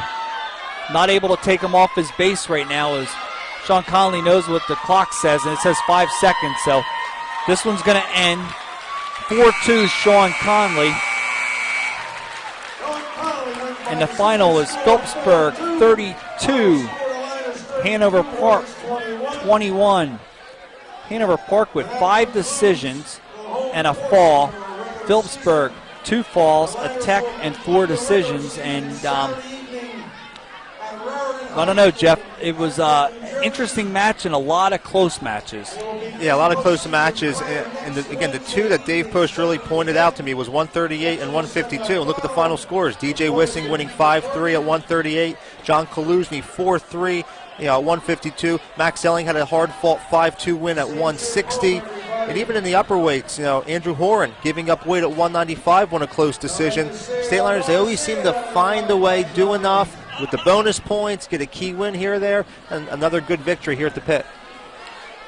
So your StatelinerSports.com internet broadcast was brought to you by the Rothman Institute, a worldwide leader in orthopedics and official orthopedic partner of the NJSIAA. Visit RothmanInstitute.com. Russo Law Offices, 633 Belvedere Road in Phillipsburg, proud to support Stateliner Athletics. Visit RussoLawLLC.com. Ahart, Frenzy & Smith, recognized as one of the leading insurance agencies in the United States. Find out more at AFSinsurance.com. Urco Community Federal Credit Union with offices on Hillcrest Boulevard in Phillipsburg and now at 2240 Northampton Street in Easton. Remax Supreme of Phillipsburg at 533 Memorial Parkway. Their agents live here, work here, and always look to give back to the community. By Mike Weileman. Follow all the latest in Region 1 wrestling news at Open Mike. That's mikeopen.blogspot.com. So the final score here tonight in the pit, Phillipsburg 32, Hanover Park 21, and here's a recap. We started at 120. Hanover Park's Lou Ramo, a fall in 1:46 over Phillipsburg's Tyler Agins, 6-0 Hanover Park. Anthony Cefalo, a senior, at 126, came up with a 8-3 regular decision over freshman Brian Meyer. 8-3 Cefalo. It's 9-0 Hanover Park at that time. Hanover Park kept it going at 132, where Austin Nash, a 9-4 win over Don Agins. It was 12-0. Phillipsburg got on the board with a 5-3 win by DJ Wissing over Gene Angelo. It was 12-3 Hanover Park at that point. Then at 145, Hanover Park had to send out Connor Milden, a freshman, to go against Phillipsburg's senior Steve Friedman, and Friedman got the fall in a minute 48. Hanover Park was missing Christian Basilino because of having 4 staples in his head from a head injury last night, and that it showed a big difference right there because the State Liners got a fall at 148, and they cut the lead to 12-9. Then at 152, a hard-fought 4-3 regular decision by John Kaluzny over Matt Santos, 12-12. Then at 160, a rematch from the Beast of the East between Max Elling and Anthony Oliveri, and Elling, a 5-2 win, put the State Liners in front, 15-12 at 170. Phillipsburg's Jimmy Schutema got a tech fall in a minute 58 over Rory DeLuca. Phillipsburg led 20-12. At 182, Mason Sangillo was a 7-3 winner over Tim Hinkle. That cut the lead to 20-15. Then at 195, Drew Horan, a 5-3 win over Eric Bacard of Hanover Park, and it was 23-15 State Liners. At 220, Robert Melise, a double arm bar in 52 seconds. Melise with the double arm bar made it 29-15 State Liners. Then at 285, Kyle Nothnagel, a 3-1 winner over Tom Hunt. Nothnagel iced the match. It was 32-15 Phillipsburg with 2 to go. We went down to 106 then, where Gerard Angelo was a 5-1 winner over Phillipsburg's Kyle Marcus to make it 32-18. And in the last bout of the night, freshman Sean Conley of Hanover Park, a 4-2 win over junior Tom Kozar, 32-21 Phillipsburg. And Phillipsburg ups their record to 14-1. Hanover Park drops to 6-5, and we're joined at the StatelinerSports.com table by Coach Dave Post. And Coach, was this what you expected tonight out of these 2 top teams? Yeah, I mean, well, that's exactly how we drew it up in our mind if we were going to win the match. We talked before, and I said, we have to do exactly what we've done all along, which is not give it up bonus points. We started off kind of in a rough spot there by giving up the fall, and it was one of those things where we just got caught in bad position. But the rest of the guys were able to forget that, and we didn't surrender a bonus point the rest of the match. Which you're going to win a lot of dual meets if you can do that, especially with the guys we got up top and through the middle there, because we collect a lot of bonus points. And let's talk about 126 Brian Meyer going against a 2-time state champ. I can't remember the last time a 2-time state champ came into the pit here. And a senior freshman matchup, and Brian Meyer comes away with a hard-fought 8-3 loss. I mean, yeah, excellent job. The thing with Brian is, had it been any other freshman, Brian might have succumbed to just the atmosphere and who he was wrestling. But it seems like I just told Brian in the locker room, every other match he's out there against a state place winner. So, he's wrestled guys like that, even dating back to the Beast of the East and then the Northampton match, where he's wrestling some of the top guys around, and he's not scared of them. And that's why you get situations like that, where he's able to, battle in the match and be in there and save us a point. And a big advantage for the State Liners tonight at 145 when Christian Basilino wasn't able to participate tonight due to the head injury last night. And Steve Friedman took advantage of that by getting a fall in a minute 48 for you. Sure. I mean, DJ set the table for him right there. We knew that we had to get 38, and DJ battled back after giving the first takedown up, and then it was late in the first period. So he battles back. It sets the atmosphere. The place is going wild, and Steven goes out, and in a situation where we got to get a fall, he's able to just stay after him, and eventually just get secure the fall. And Max Elling is just so aggressive on that mat. And, he hit a quality kid tonight with Anthony Oliveri, and it showed tonight what Oliveri has. He's a talented wrestler, and Elling comes away with a 5-2 win for you. Yeah. I mean, in the last 8 to 10 months. Those guys have wrestled each other 3 times. They know each other very well. We met them over the summertime, and then again at the Beast of the East. So they've seen each other's stuff, and we saw a side of Max there a little bit different in the first period than we've seen yet this year, where he was just really, really getting after the hand fighting, and so much so that on his pump fakes on his feet, he was just he was totally selling out, and that was what was able to open him up a little bit. And the last time they wrestled at the Beast of the East, it was 2-0 when Max got the fall late in the match, but he was able to really open him up there, and then Max is so tough on top, and get that set of back points is big. And you don't mind seeing a wrestler lose if he gives his full effort, full 6 minutes, and you got a lot of that tonight from many wrestlers. Yeah, that's what our guys do. We're never, we always tell the kids, you don't have to win your bout in order to win for the team, and our kids understand that probably better than any kids I've ever seen. They know that they can win for the team if they just go out there and they battle hard and they minimize bonus points, because you don't have to win all 14 to win dual meets. So you got one match left now with Raritan, and then you head to the postseason, look forward to sectionals and groups. And so what's the goal there, Coach? No, it's the same thing it is every year. Collect more sectional championships and win the group state championship. I mean, these guys know that's the last carrot on the table, and they want to get it.